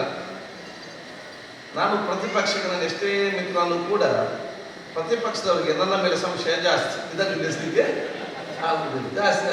ಇದನ್ನೆಲ್ಲ ಇವತ್ತು ನಾನು ಪ್ರತಿಪಕ್ಷ ಮಿತ್ರನಾಗಿದ್ದುಕೊಂಡು ಇವರಿಗೆ ಅವಕಾಶ ಮಾಡಿಕೊಟ್ಟು ಬಹುಶಃ ಸರ್ಕಾರವನ್ನು ಸರಿಯಾಗಿ ಕೆಲಸ ಮಾಡುವಂಥ ಜವಾಬ್ದಾರಿ ಇವತ್ತು ಇವತ್ತು ಜವಾಬ್ದಾರಿ ಆಗುವಂಥ ವಿಚಾರ ಕೂಡ ಇವತ್ತು ಆಗಿದೆ. ಆ ಸಂದರ್ಭದಲ್ಲೆಲ್ಲ ಸಲಹೆ ಸೂಚನೆ ಮಾರ್ಗದರ್ಶಿಸುವಂಥ ಅವಕಾಶ ಇವತ್ತು ಆಗಲೇ ನಾನು ಹೇಳ್ಕೊಳ್ತಾ ನನಗೆ ಅತ್ಯಂತ ಸಂತೋಷ ಆಗ್ತದೆ. ಇಷ್ಟು ಜನರನ್ನು ಒಂದು ಬದಲಾವಣೆ ಮಾಡುವ ಅವಕಾಶವನ್ನು ತಮ್ಮ ಸಮಿತಿಯವರು, ನಮ್ಮ ಕಾರ್ಯಕರ್ತರು, ಸಿಬ್ಬಂದಿ ಮಾಡಿ ಈ ಸಮಾಜಕ್ಕೆ ನಿಮ್ಮನ್ನು ಮತ್ತೆ ಒಂದು ಸತ್ಪದ್ದಾಗಿ ಬಿಟ್ಟಾಗ ಅದು ಎಷ್ಟು ದೊಡ್ಡ ಒಂದು ಪ್ರಯೋಜನ ಆಗಿ ನಮ್ಮ ನಿಲ್ತದೆ ಅಂತೇಳಿ ನಾವೊಂದು ಅವಕಾಶ ಆಗ್ತದೆ.